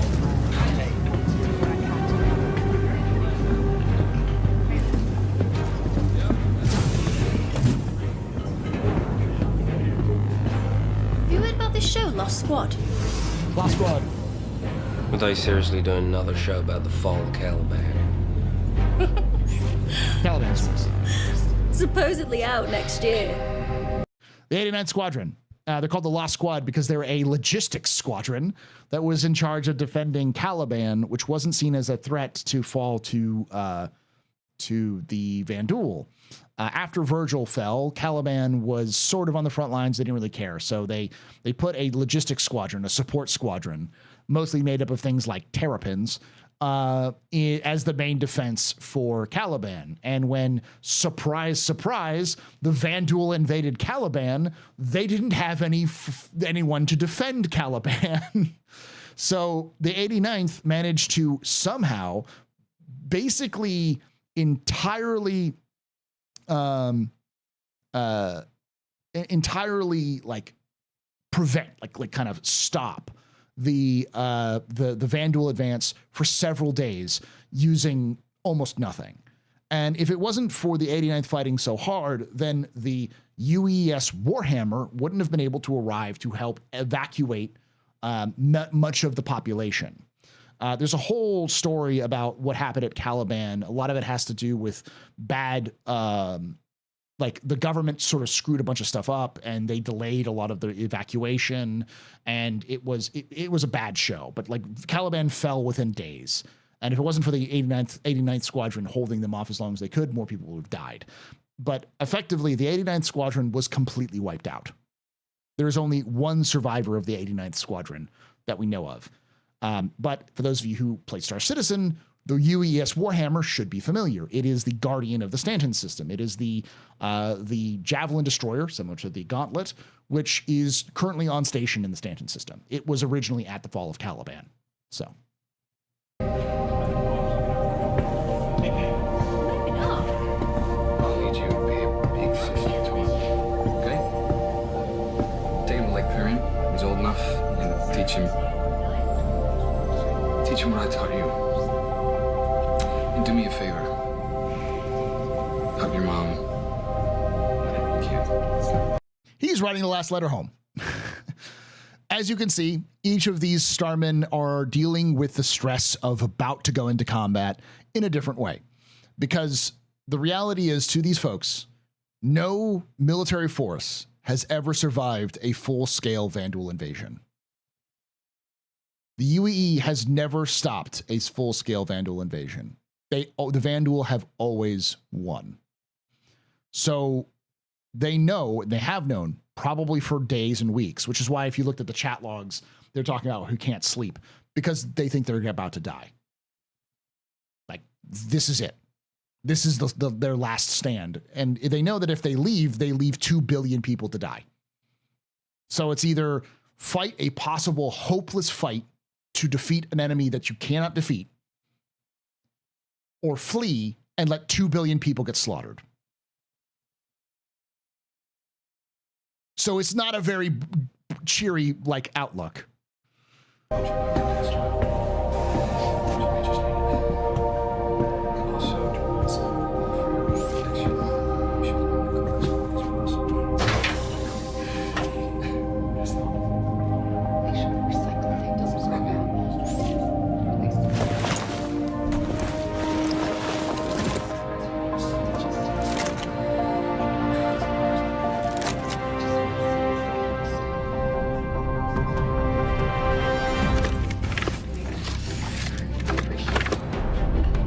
Helmet.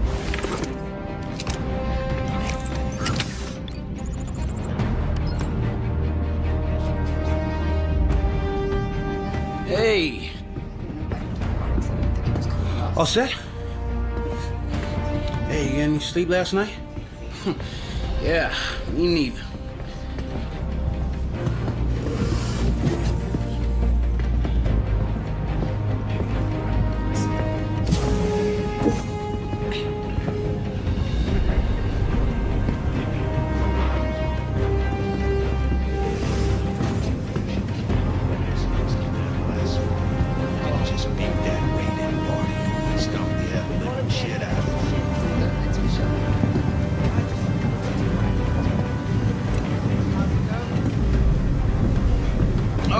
Bad news. I heard Goofy was assigned to your rig for this last shift, so brace yourself. Your controls are gonna be screwed. I do like this. Just to add a little bit of extra stuff. That is a lot. There's a lot of like subtle storytelling. Like Goofy is obviously a screw up. That's his nickname. And I've been around enough folks in the military to know that you earn your nickname by the worst thing you could do. The worst thing you've done is probably your nickname. It's the most disgusting, the most heinous, the most awful, the most inappropriate thing is going to be your nickname. So the idea is that Goofy is the guy who screws up everything, and you're the one who you're going to be the one who has to fix. So like that's why you have to recalibrate your the movement tutorial is because Goofy screwed up your guns. So This is Captain McLaren. Sitcon upgraded to orange. All reserve personnel get to your stations. Looks like this could be it.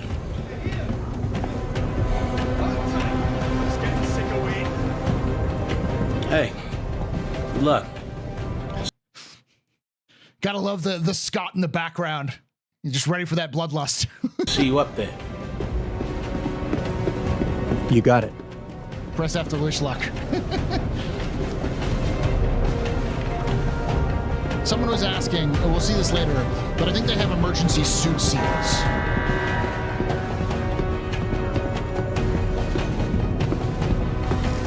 This is your God CO. damn it, Goofy, get the hell out of there. So glad you could join us. I want you calibrated and ready to fire in 5, here? That guy sounds so familiar. I don't know who that is. Is that George Ledoux?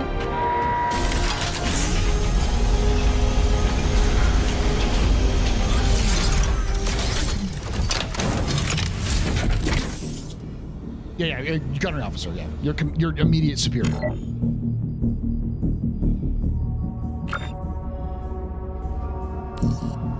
I don't know how the hell Goofy uses this thing with those settings. I'm just gonna do a full reset so you can get operational. Just follow the on-screen instructions for the calibration program. Stand by. We'll start with tracking. Since we're out here hunting a Vandal clan, I'll load up one of their ships for you to follow.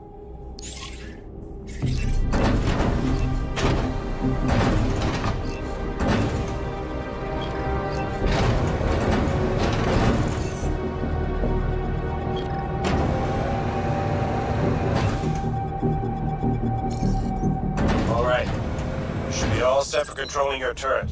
Next up, they'll test your firing mechanics. The system projects simulated rounds, so don't worry about friendly fire.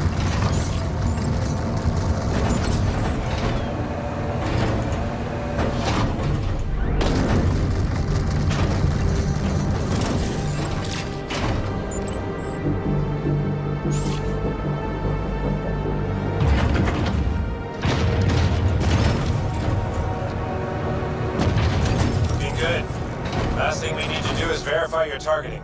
I'll load up a larger Vandal ship for you to practice targeting specific parts of the enemy. That's a bomber. Void bomber.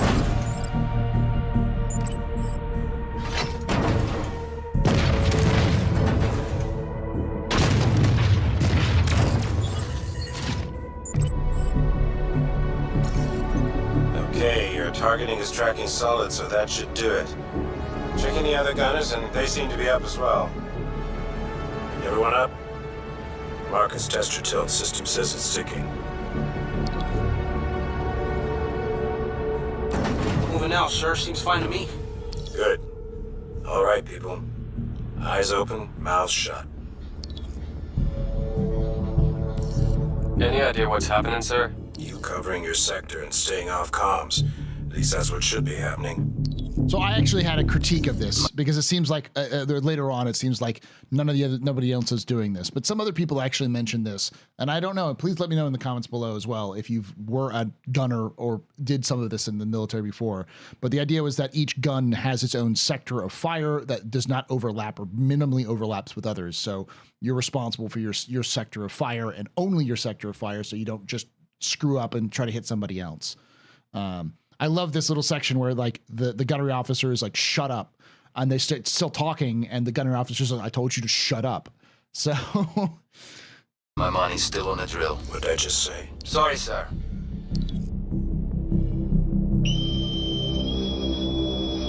About time. Shut.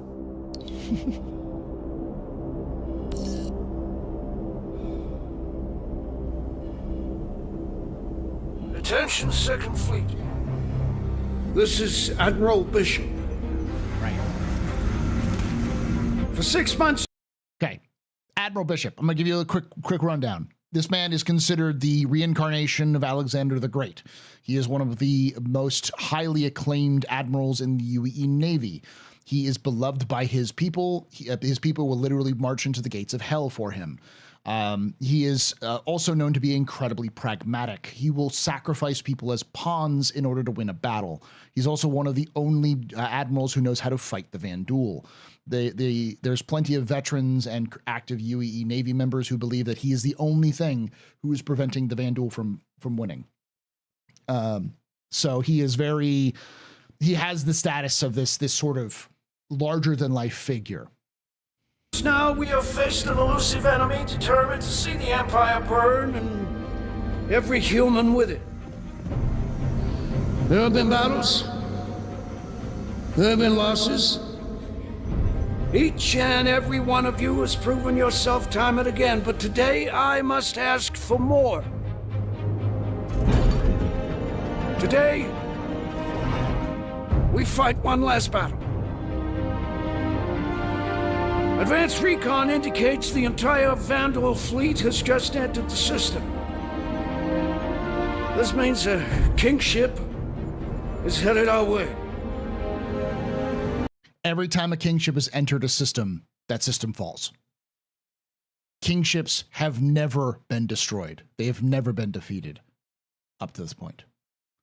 So what he's just telling them all is that not only were they worried about a Vandal raid, now they know they're going to die.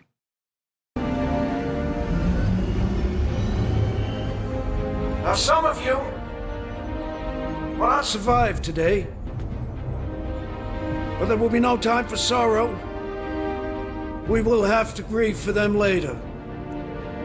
Because 2 billion souls in this system hang in the balance. Most of these are descendants of Vandal, of people who've died or were fled from Vandal invasions of other systems. So this is very pertinent for a lot of the people there. There should be no illusions about what we were up against. In the history of the UEE, a kingship has entered human space a handful of times. Battle of Orion, Siege of Tiber, the fall of Caliban. But we are the Second Fleet. History will remember us differently. We will not have to worry about it being kind, because today we will define ourselves through our actions. We will not lose the system. We will not fall back. We will win because we have to. We fight today. So in 40 years from now, when you're surrounded by everything and everyone you hold dear, and they ask, what did you do in the Battle of Vega? You can look them in the eye and say, I held the line. Men and women of the Second Fleet, I am proud to stand with you today. Good luck. Bishop out. This hits differently with music. Nice speech. Any word from the recon team? Not yet. Let's get into position. I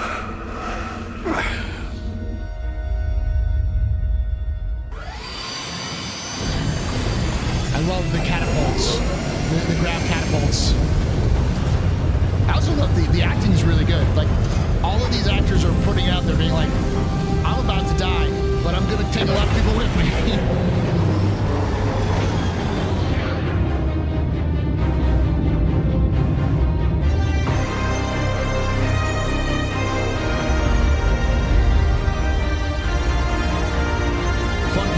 This is the theme of the UEE Navy. This sound is actually the hymn of the UEE Navy.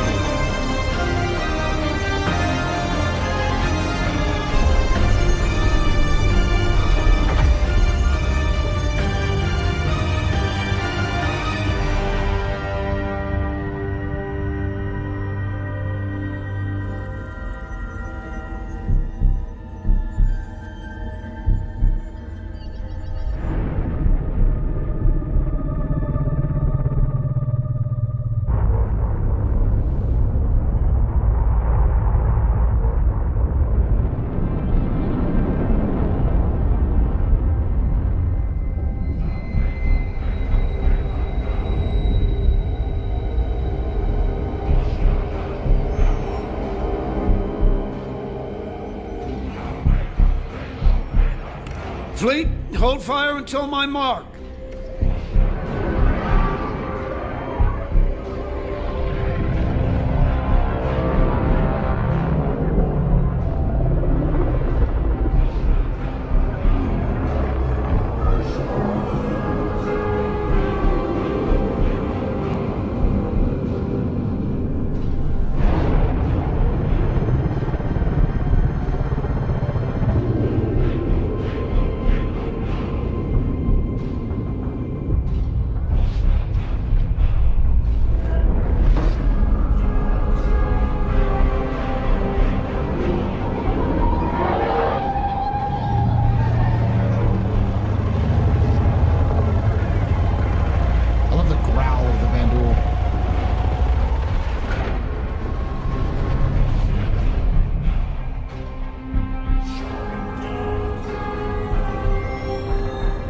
Strip safeties from the Goliath. We'll have to hit him close. I want him live on launch. Ship buster railguns. The Goliaths, what they call it. Those railguns, by the way, are designed, rail cannons are designed to core a cruiser.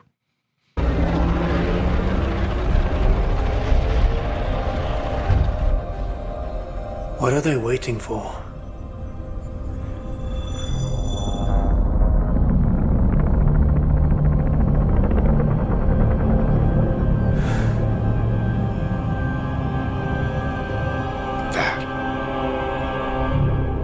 No one has seen a kingship in 100 years.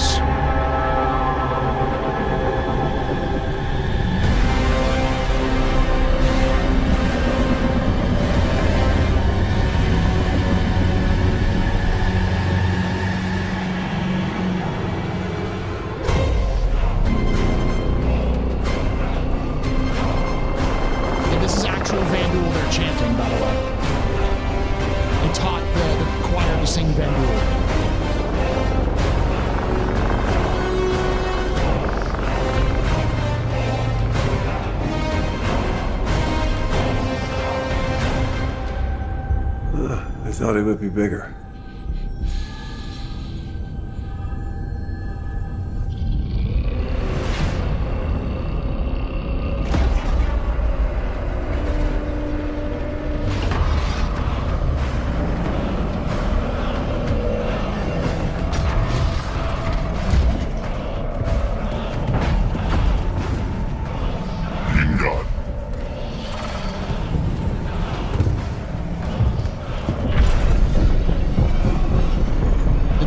Circus, by the way, the one who's in the skinnier one.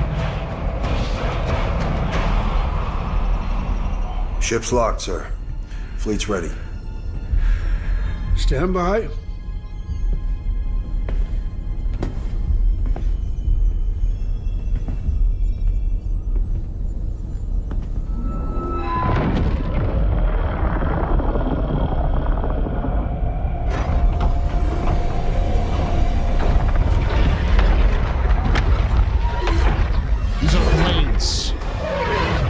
The light fighter versions. These are probably the equivalent of what the UE uses, the Gladius. That's what these are.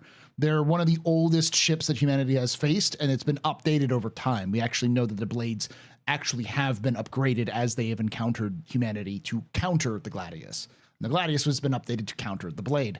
So these are the smallest of the Vandal ships.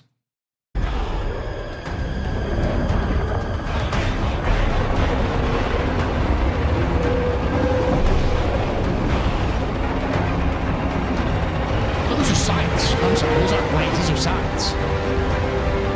The new sights.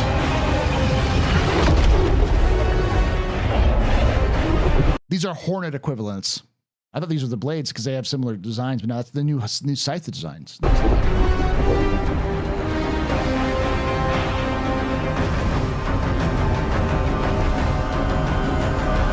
Those blades? Okay, they're blades. I thought they were the sides of the ones.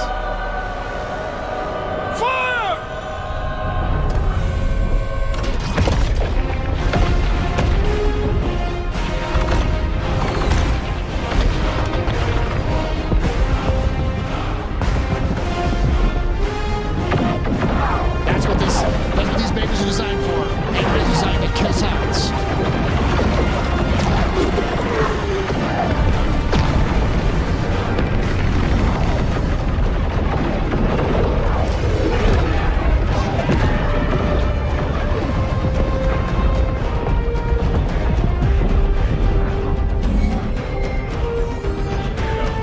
Multiple contacts inbound.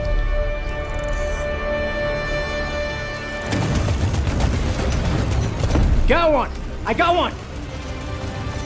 That's great, kid. Don't get cocky. Good kill.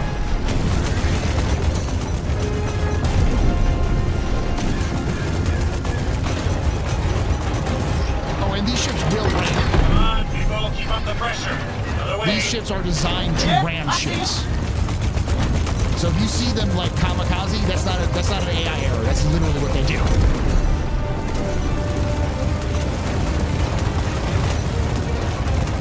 These are blades, yeah, right. These are blades.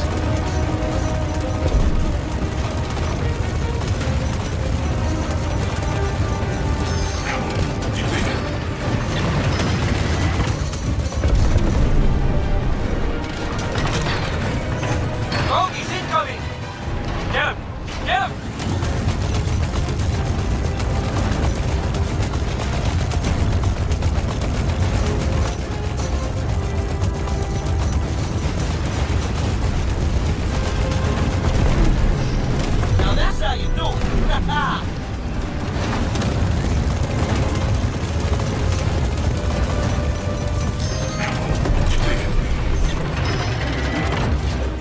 Context while this is going on.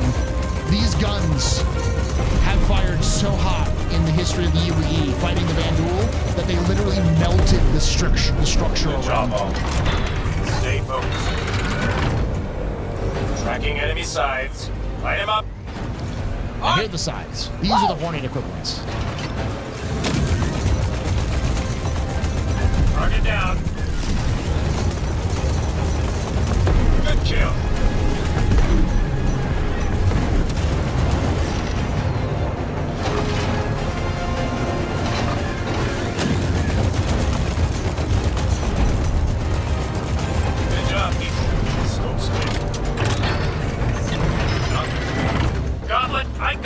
I can't shake. I need a brush off. You got your pilot. All right, gunners. Protect our fighters. Tracking's on. Sounds like a skill issue, pilot.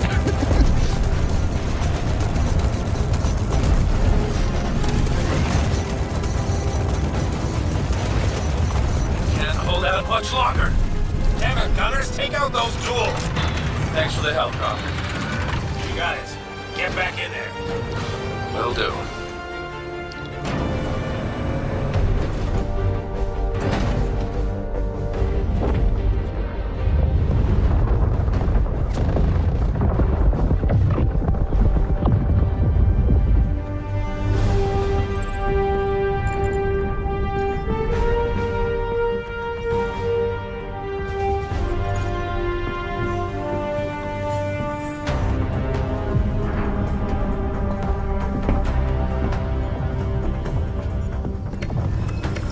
Argus. Okay, so the Argus is a so these are the inspirations. These are kind of like versions of the Bengal carrier. Shift your position back and drift 8 degrees off x-axis. That should bring that Moiler into your... So this is the escort carrier, and this is the cruiser variant. Fill the fire, Corvus. Redirect to fill the gap and take those gunboats off Integrity. Integrity is also a cruiser. There's a cruiser.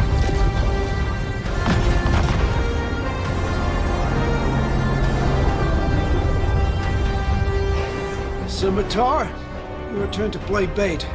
Scimitar is a destroyer. It's a javelin.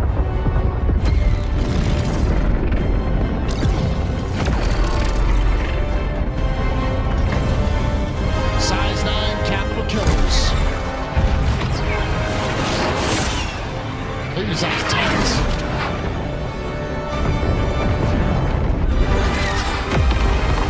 That's why they're called capital killers. Oh, size 12, I'm sorry. Banshee. Push forward, let's see how strong that line is. Raiden, you're their support.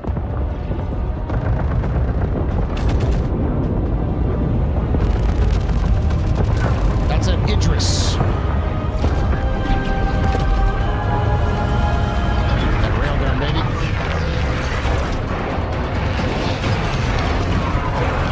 These are sides.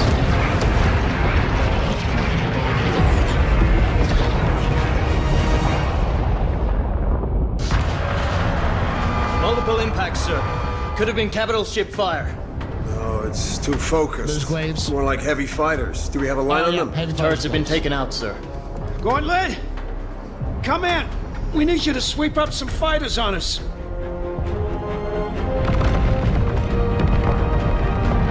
So those aren't On it, sir. The Argus and the Corvus are not. Get us in close. Aye, sir.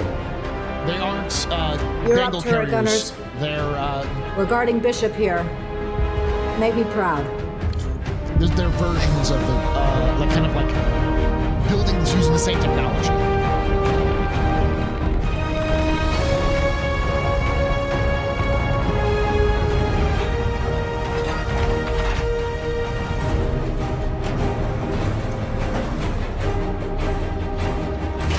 Heard the captain? I want those dull ships fried and crispy. Copy?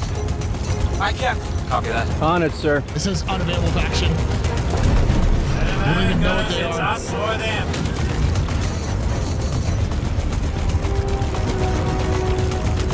Good kill.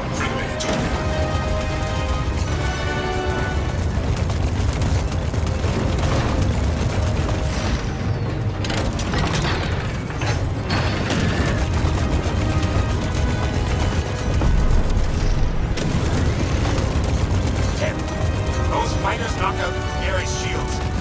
Enemy bombers are incoming. Take them out.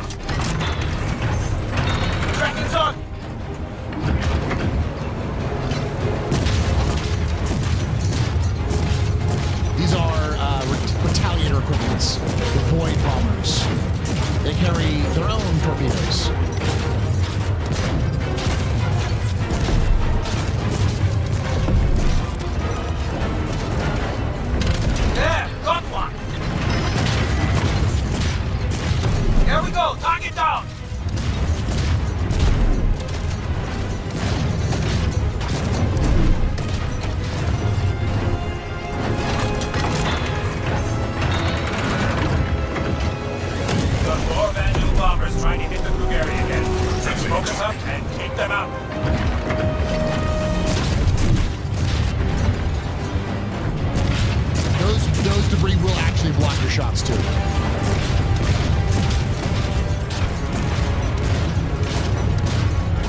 Yes, the Krugeri is much bigger than the Argus. The Krugeri is a Bengal. The rest of them are variants of it, sub-variants as well.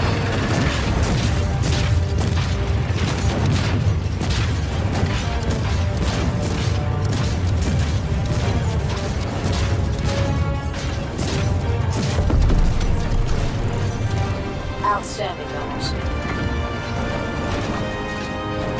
Thank you, sir. Good job, crew.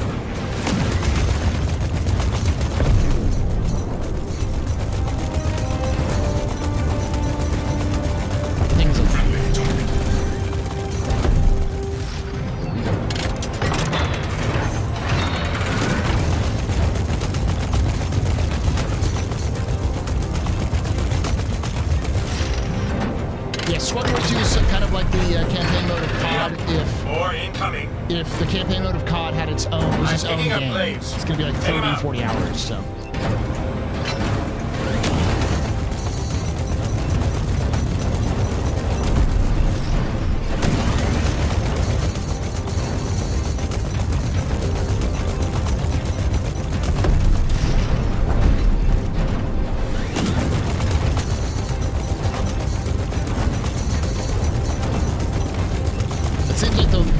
The gunners are actually doing...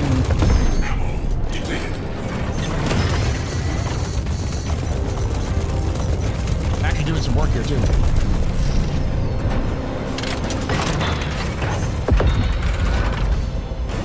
FanDuel love their beam weapons.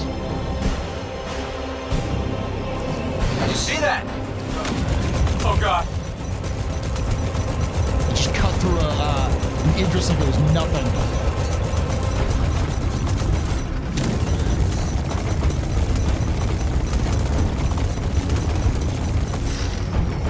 Gotta take out that hunter's small turrets.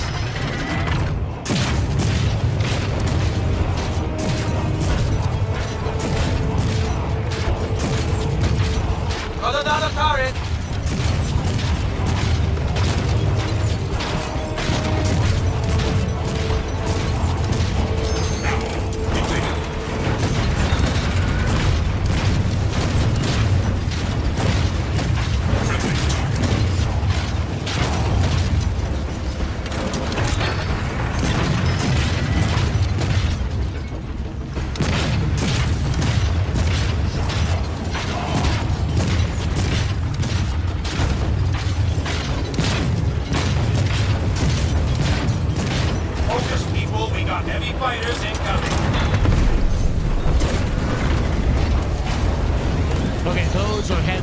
Fighters.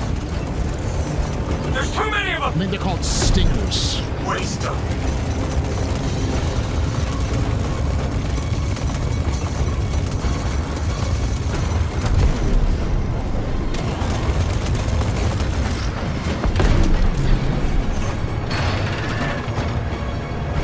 Keep up that fire!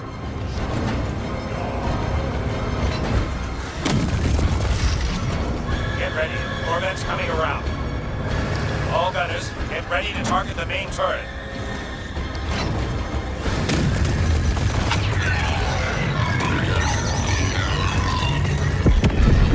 Marcus! Is that Marcus? Can anybody see? Shut up and fire. Take out that main turret. One of my guns is down!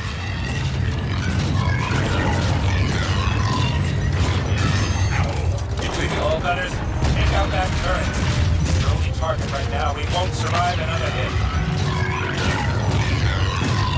Turret down!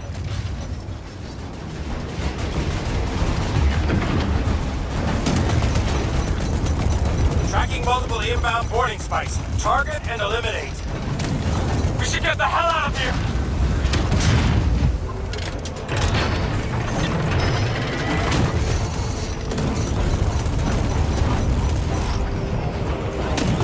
I need help! I need help!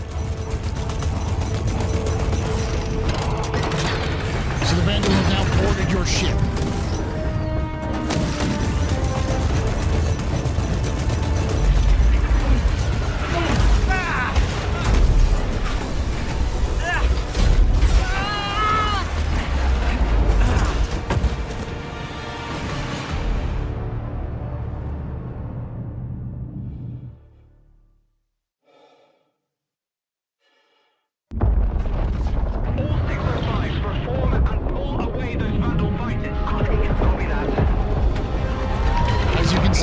swim fast. Things are not going well for the UAE. Forward inventors onto the ground forces.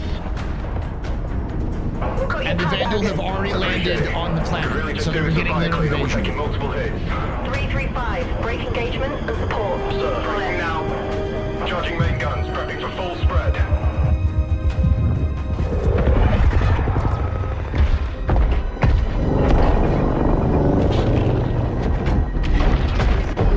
Any effects on target? It comes out. Hostile captured, bearing down, sir. Copy that. Raiders inbound. The main gun of the Kingship. Firing again!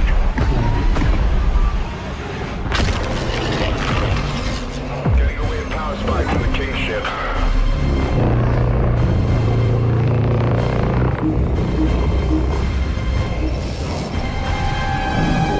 Break, Argus, break! Cruiser is now been eliminated. Argus is down. Repeat. Argus is down. Need help! Critical structural damage. We'll get it. Flight Argus, ops. which is Scramble any available support ships to pick up survivors. This thing is chewing us up, sir. Break engagement with this destroyer.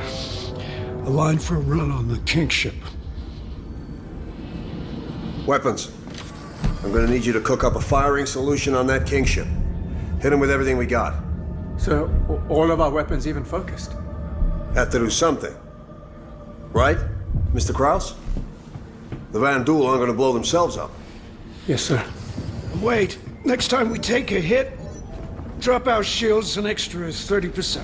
Hear that, Shields? Sir. Navigation. Sir. Adjust heading. For those of you who've already seen this, the reason why he's intentionally dropping the shields is because he wants to make the Bengal look weaker than it is, because he wants to goat the Vandal to attack him. He's using the Vandal's own aggression against them because he knows that they go for the glory. And so to kill a Bengal carrier would be the glory. That's his plan. 10 degrees port. Aye, sir. Let's get their attention.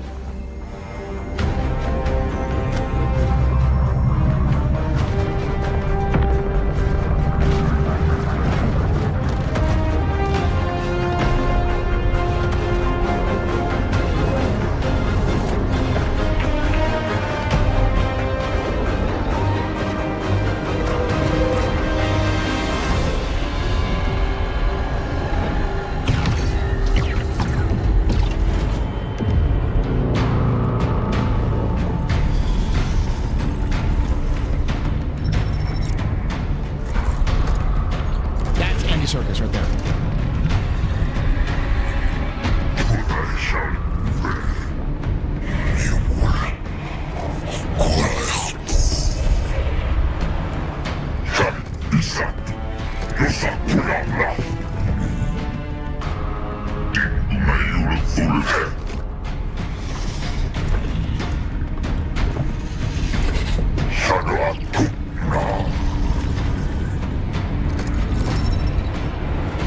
He sees them that they're getting desperate, so he's going to go after them, recharging the main gun to attack the Bengal.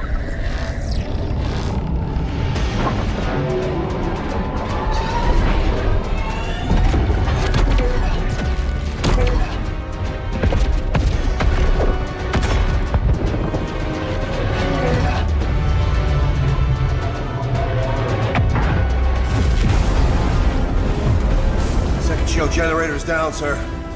Starboard 4 exposed.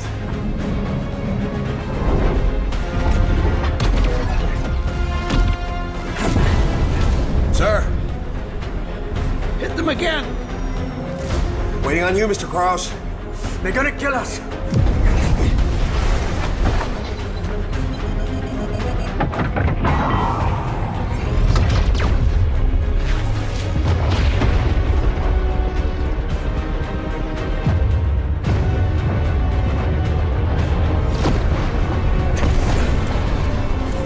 Getting power spikes. And charging up the main gun. I guess you got their attention.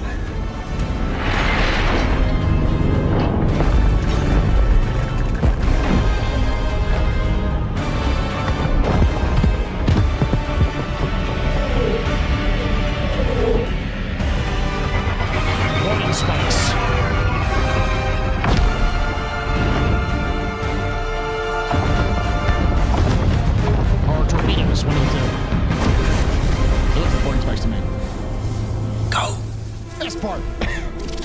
And now the trap is sprung. Squadron 42. All right, people. 5 seconds out to the fray. Form up, Cal. You got point. Copy that. The best character. Tally's on me. Cal Mason.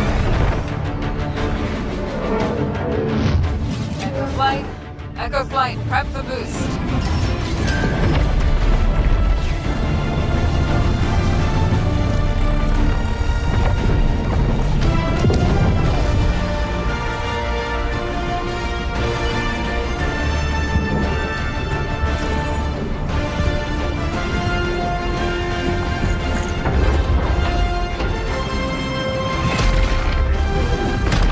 Let's say hi. All copy. Tubs at the ready. Stand by for lock.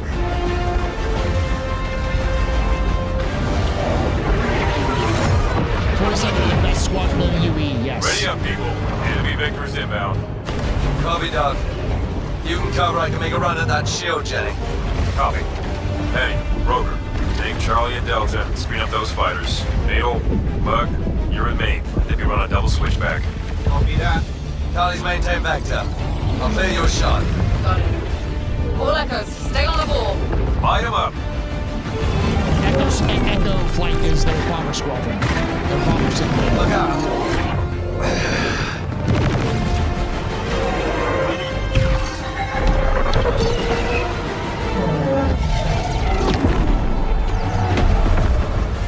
Cal, I don't think your ship's got the firepower to take that emitter out.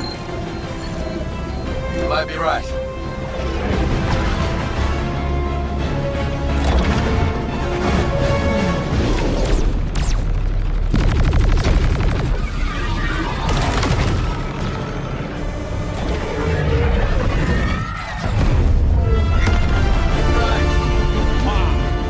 Shield softened up.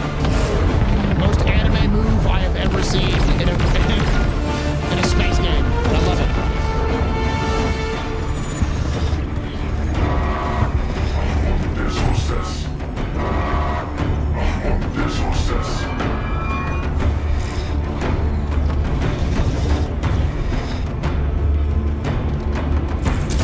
Shields up!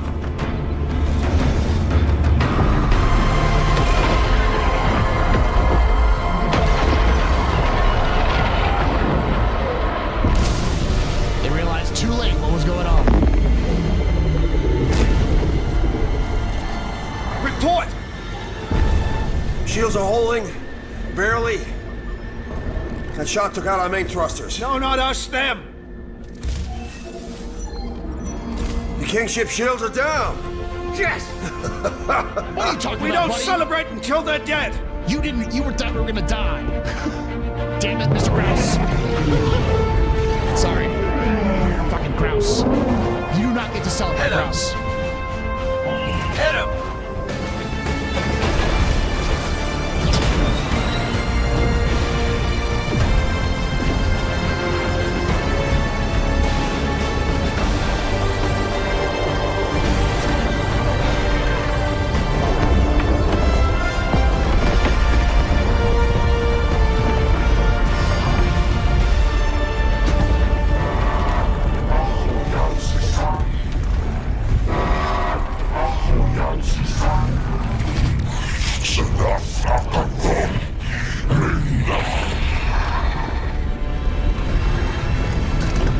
So, I'm gonna pause this for a moment. This moment is because the Vandul are they're a race of, like, their culture is very, how to put this? Their culture is very,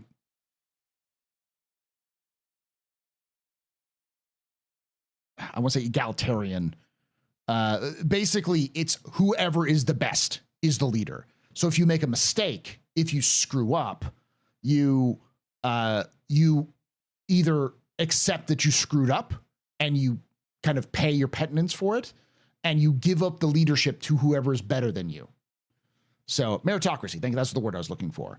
So this is the subordinate commander who's telling his commander, you screwed up, basically telling him, I'm challenging you for leadership because you screwed up and got us killed. And this is the leader accepting that, yeah, he screwed up and he's going to pay for it with his life. They are a warrior race of that have their own internal honor. They're not honorable to other people. They just care about power and might.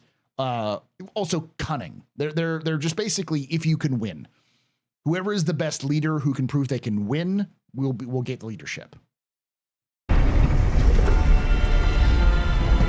People are comparing them to Klingons. No, they're not the Klingons. Klingons actually have a concept of, like, you know, give your enemy a spear to fight them with.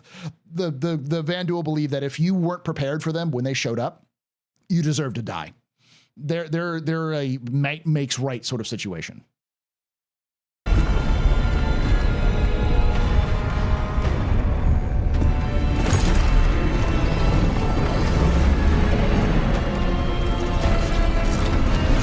We don't know how they became technologically advanced. We don't know what this is even. What we do know, for those of you who play Star Citizen, is that the Vanduul is where we got the technology for regeneration. The system that runs the Ibrahim sphere, that copies your imprint for regeneration, is Vanduul tech. They're described as scavengers in the lore, where they pick up a lot of stuff. So a lot of this technology may be from races that they destroyed and scavenged from them. This is some sort of MacGuffin.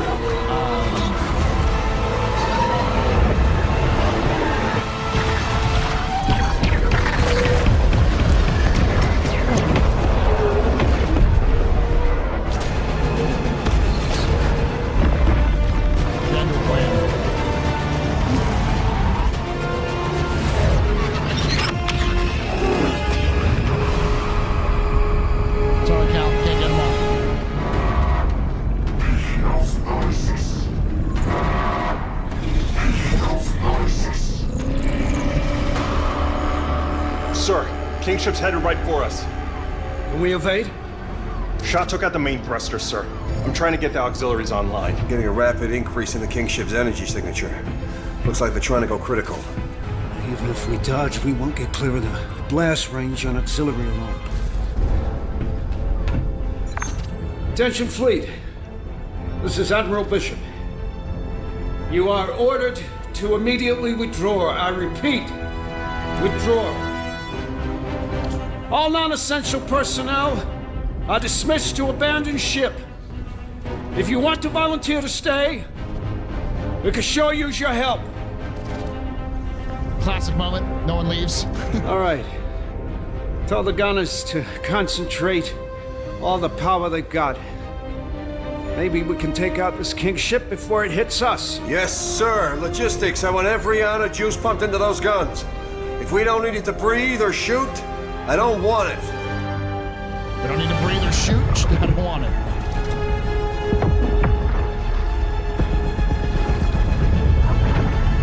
I love this scene. All of these are physically placed, by the way. Every single piece of debris was physically placed by an artist.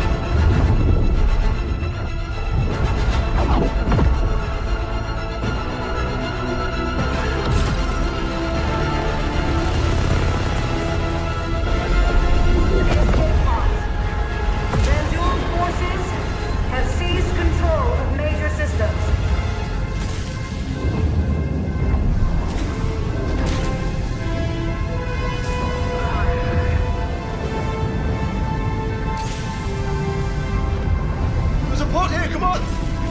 Go, go, go!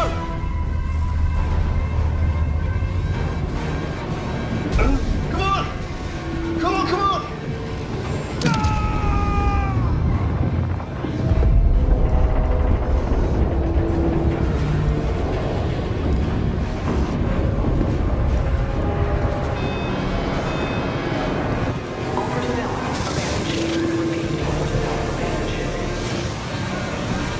Finally awake.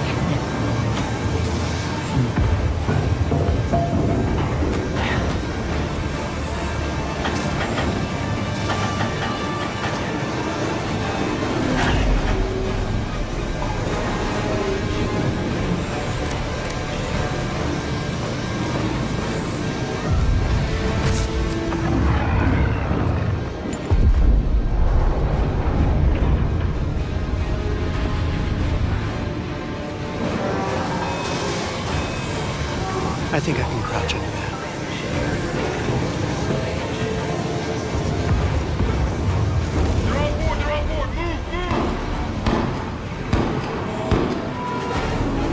Let's go! Ah! Shit! Ah!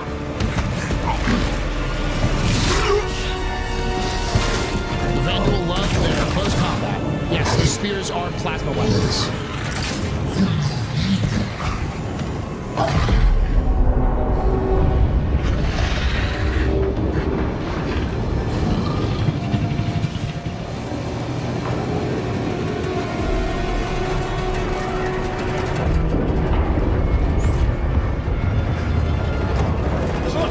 Hey, hey, hold the door!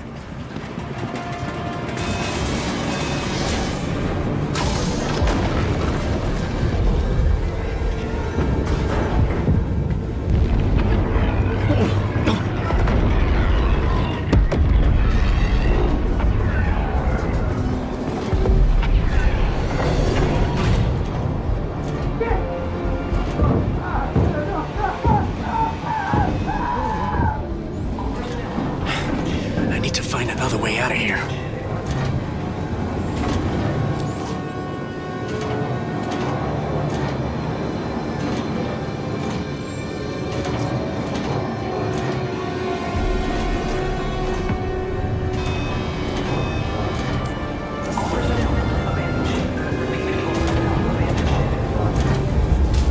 All personnel evacuate ship.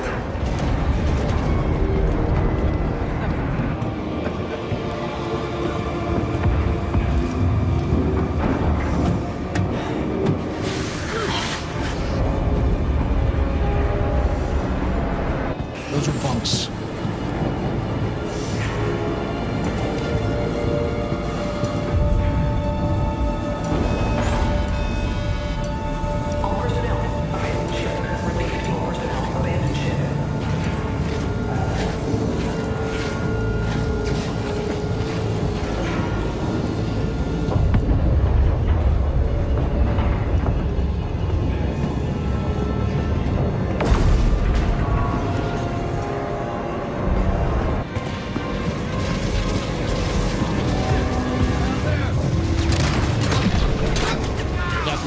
The Bandul are pretty hard to kill. They're 7-foot tall tanks.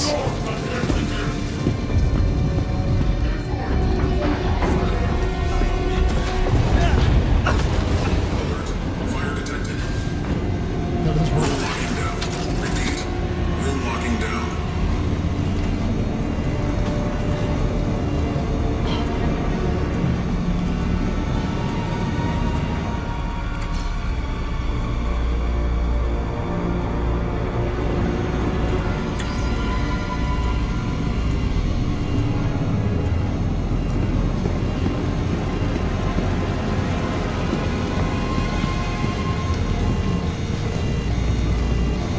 They're all dead, Carlton.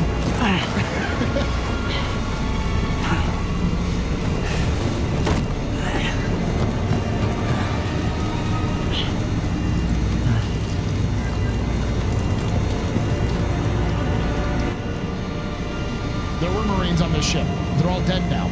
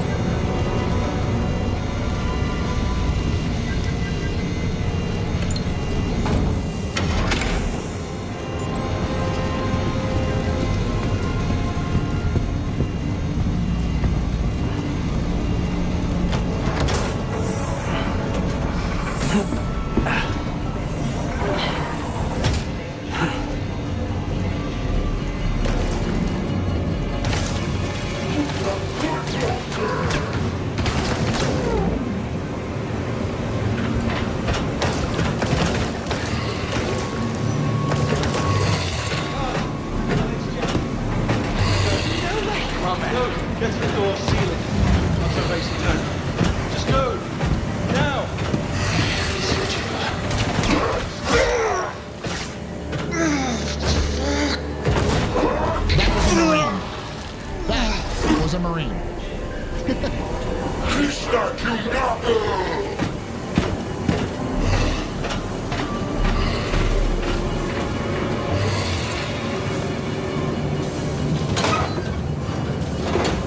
can tell by his armor.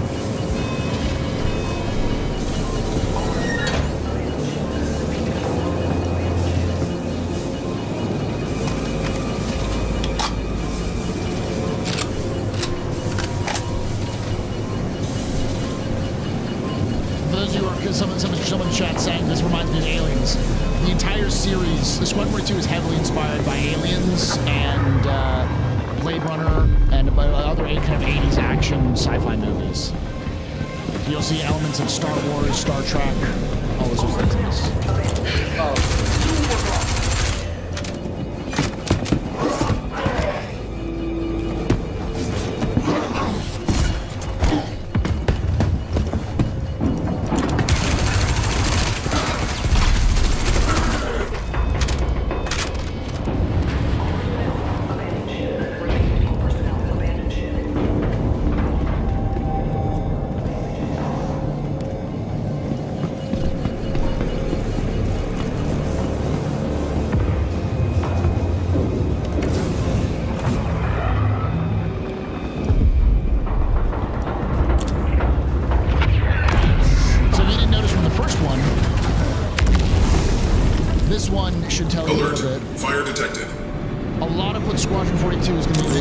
Stuff like this.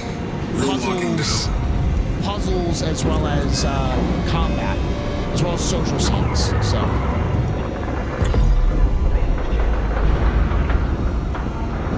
I think it's a limping motion because he's hurt.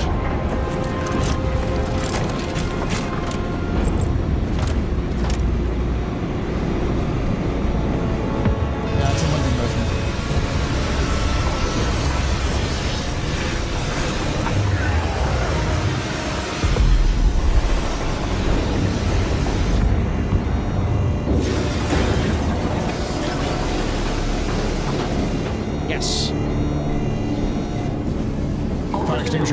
Systems back online.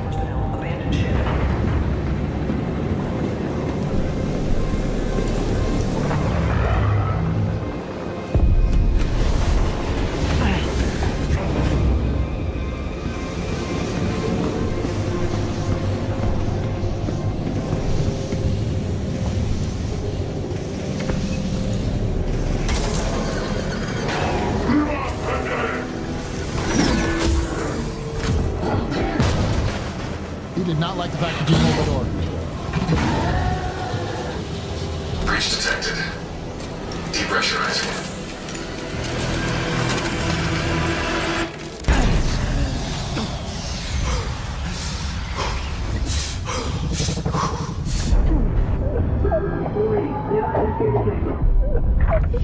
Sealing suit.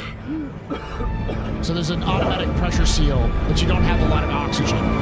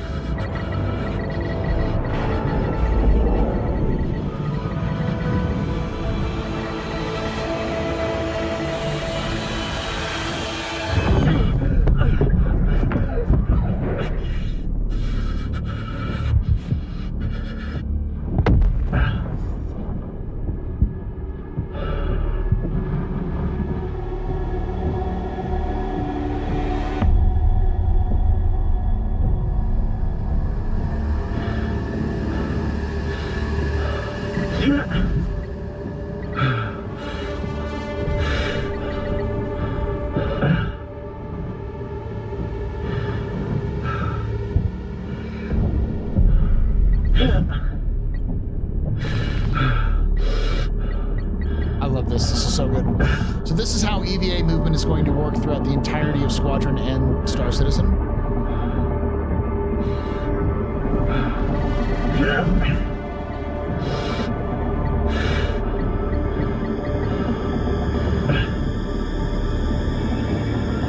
Yeah, it might be an air shield, or it could be just some sort of automatic seal.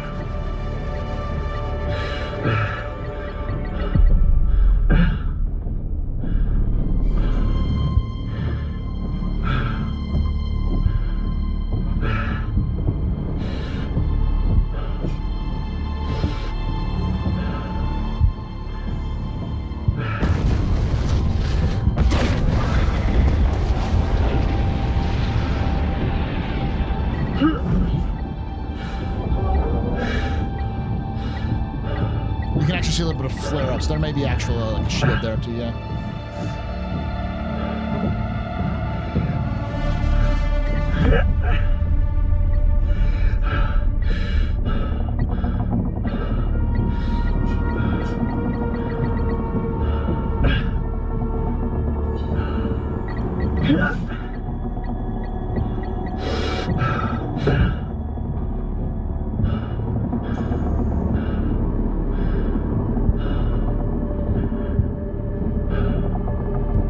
This is like an emergency seal. You can see his oxygen is going down pretty high, pretty quickly.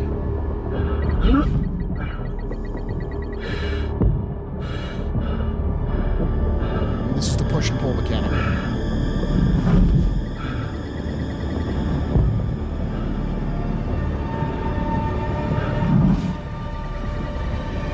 Yeah, you're probably seeing a lot of visual similarities to games like, or to series like Aliens and...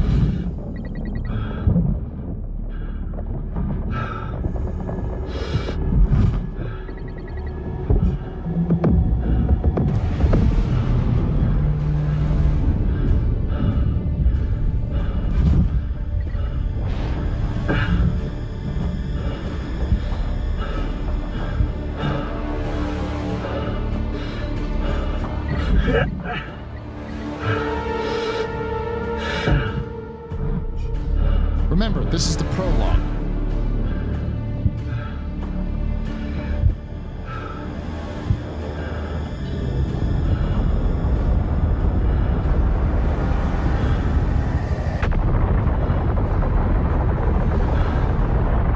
That ship is in Star Citizen right now. The Aegis Hammerhead.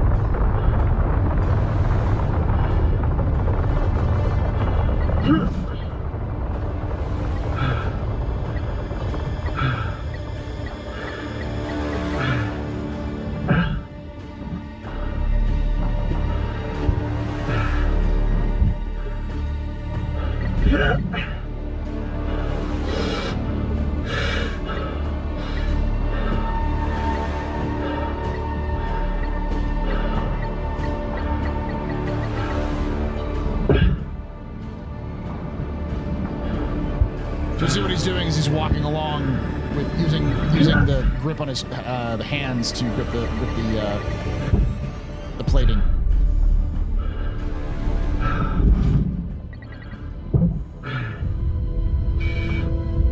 He's got about 32% oxygen left.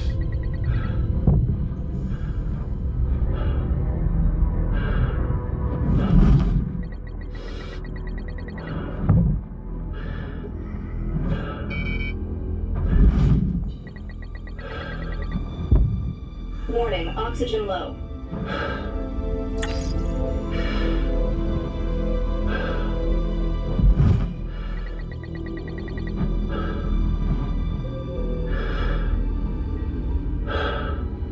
Pressurizing.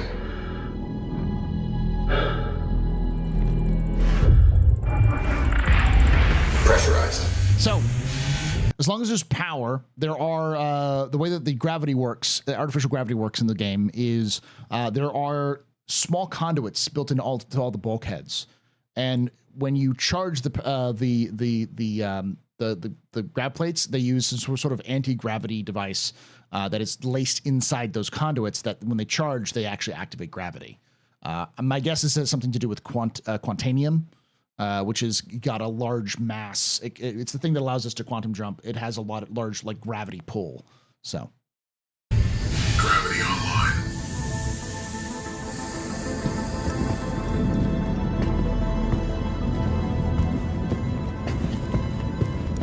I think they call them gravitons, yes.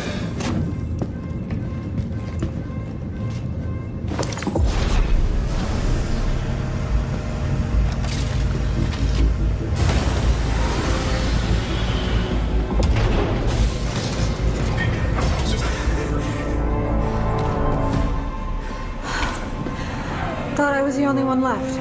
So did I. Look, I need your help with something. Follow me. We're running low on power, so we have to reroute our energy from our shields to our thrusters to change direction. Take a seat. I to steer the ship.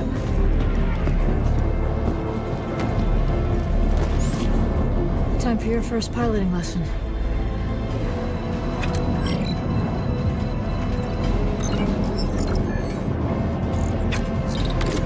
We're setting a new course. For that. Ready?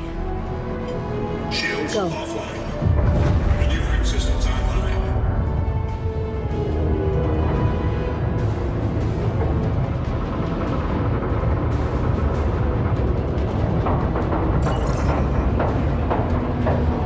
That ship does not want to maneuver like that. Oh, you can hear it creaking.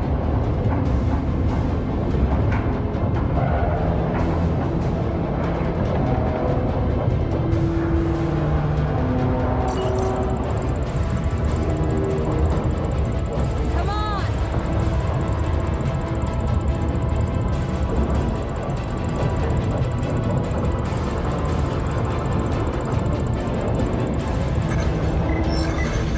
Good. Good. Hold that. Shifting power back to shields. Shields on.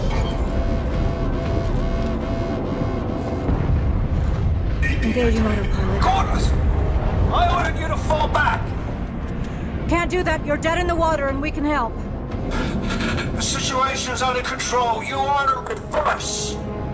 You can't kill it. Not before it takes you out. We are boarded and burning. This is the only way. Well, lock your course and get off that thing. Both of you clear? Aye, aye. Rachel! I will.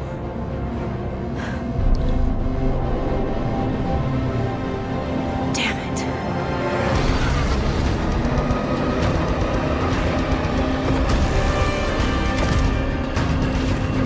Morning spikes. Cleavers.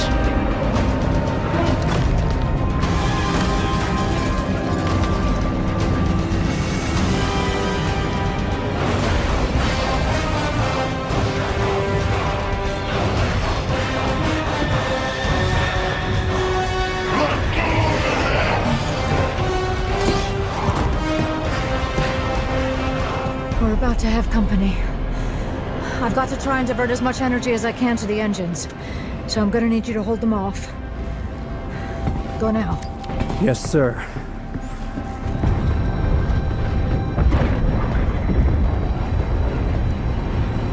Scavenge. Won't be needing it. Life support and lab are offline. Disabling safeties on the reactor to boost some extra juice. Here they come!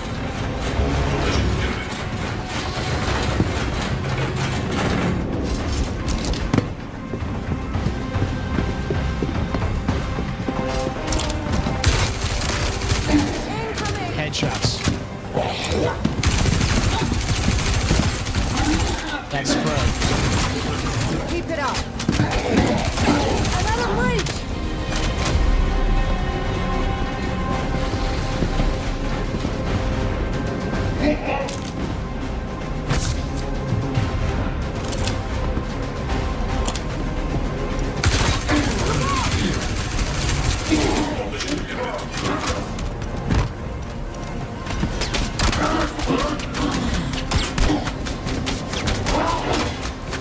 We're doing good. We've got more fuel coming!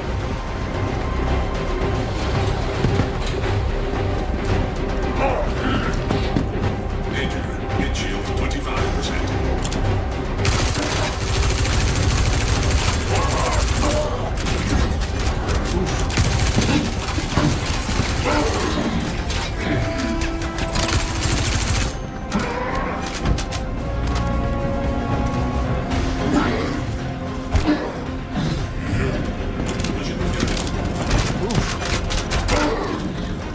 Nice work. You would have been absolutely toasted if the captain wasn't there.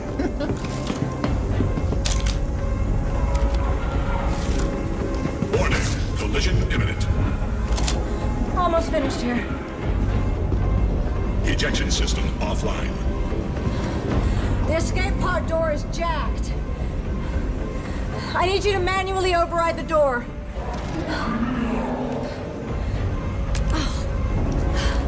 Give me your rifle. I'll cover you. I just need a minute to finish up here.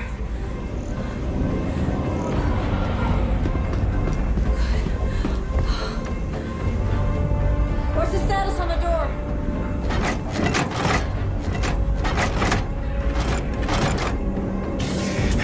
We're good. Down!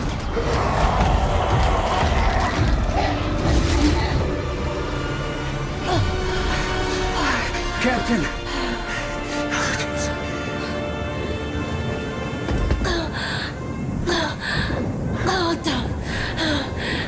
Sir.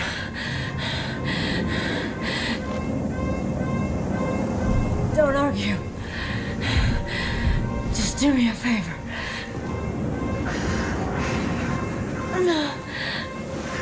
Give this to Bishop. Tell him it's all gonna be okay. Tell him it was a good trip. Warning. Collision imminent. Get the hell out of here. Warning. Impact. Warning. Impact. Warning. Impact. Warning. Impact. Warning. Impact. I said get out of here. No, I'm not leaving you.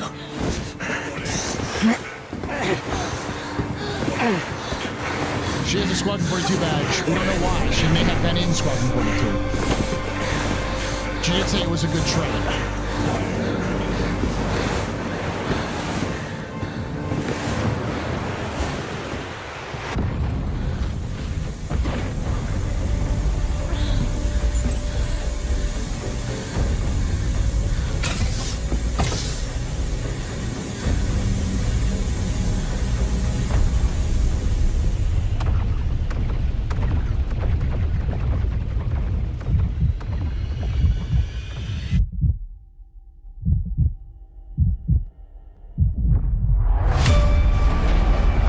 Solemnly pledge, mind and body, I will defend the Empire with my life. Your application to the Flight Academy has been reconsidered. Captain McLaren had submitted a letter of recommendation on your behalf before the battle. Hey, it's fine. It's fine. You're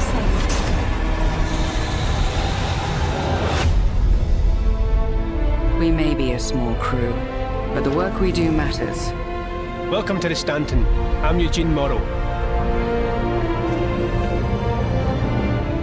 I'm Petty Officer Webster, Chief Mechanic. This will be your new home.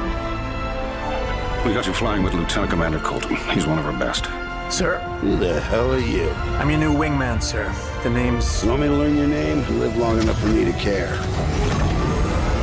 Baron Actual, you're clear to launch. Launching in 3, 2, 1.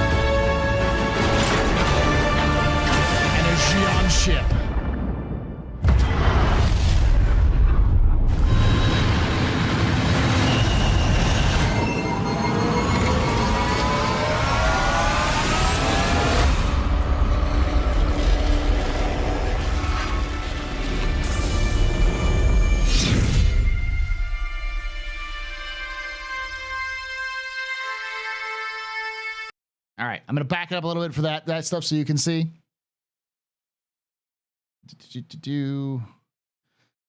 So, Flight Academy. Obviously, you go into the Flight Academy. That's part of what you're doing. You need to be flying ships. And then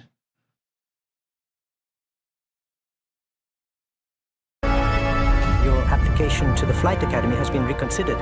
Captain McLaren had submitted a letter of recommendation. So he's in the UE Marines. They're the Marines are an elite force, and they're their own branch in the UEE military. They're not like a part of the Navy. They still are attached to the Navy, but they have their own ships, their own fleets, and stuff like that as well.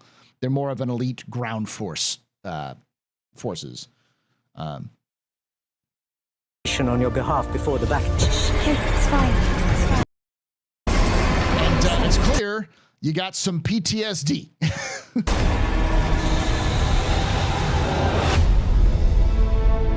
We may be a small crew, but the work we do matters. Welcome to the Stanton. I'm Eugene Morrow. Eugene Morrow is the chief engineer of the Stanton. The Stanton is an Idris. I'm Petty Officer Webster, Chief Mechanic. This will be your new home. We got you flying with Lieutenant Commander Colton. He's one of our best. Sir, who the hell are you? Obviously, old man Colton. He's Mark Hamill. I'm your new wingman, sir. Did I say something else? Let me Idris. learn I'm your sorry. It's an name. Idris You live Gordon. long enough for me to care. Baron Actual, you're clear to launch. Launching in 3, 2, 1. That's a Gladius.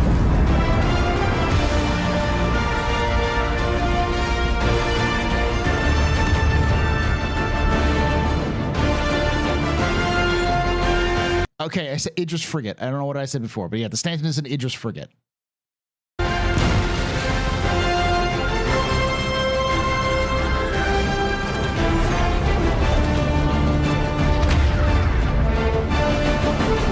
Yeah, that's a the spider miner. I'm trying the I can't remember the name of it, but yeah, it's huge. Sickness, thank you. So this is big. This is the coil. So coil is Odin 1. It's where much of Squadron 42 takes place. We've already seen some of the elements in earlier previews of Odin. And this is confirmation that the Vanduul show up in Odin somehow. So there is a jump point from Vanduul space to Odin. So I think that's not too bad. So.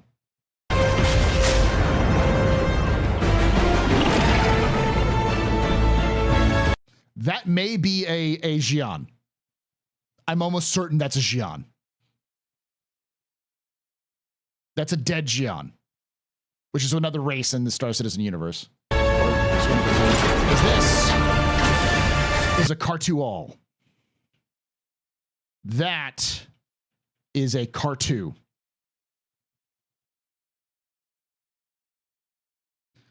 So I think this is confirmation that the Xi'an are in Squadron 42. Maybe not fully in there, but they're definitely in Squadron. All right, so that was an hour and 50 minutes of me talking, probably closer to 2 hours. But I wanted you to, hopefully you enjoyed this. Hopefully you got something out of it beyond just me like reacting to it. Yeah, so there's a lot more stuff to go over, and I'm going to break it down in more detail as I go through on the Astro Historian channel. But this is what we do, generally speaking. I say stupid things that I don't mean to say, and chat corrects me, and we kind of go over a lot of lore and the news and other things like that. And of course, a lot of people, I guess, we got rated because it's definitely talking about the Hornet variant in Squadron 42. Yes, I haven't talked about that, but we don't know what that is. It's likely an experimental version. It's called the F7AX or F7XA is what it is. So hopefully you enjoyed that. And if you did enjoy that, hit that like button, subscribe for more content, and hit the bell icon to be notified when these release. As always, I want to hear your thoughts down below with all of these. And like I say every time, hope to see you someday in the black.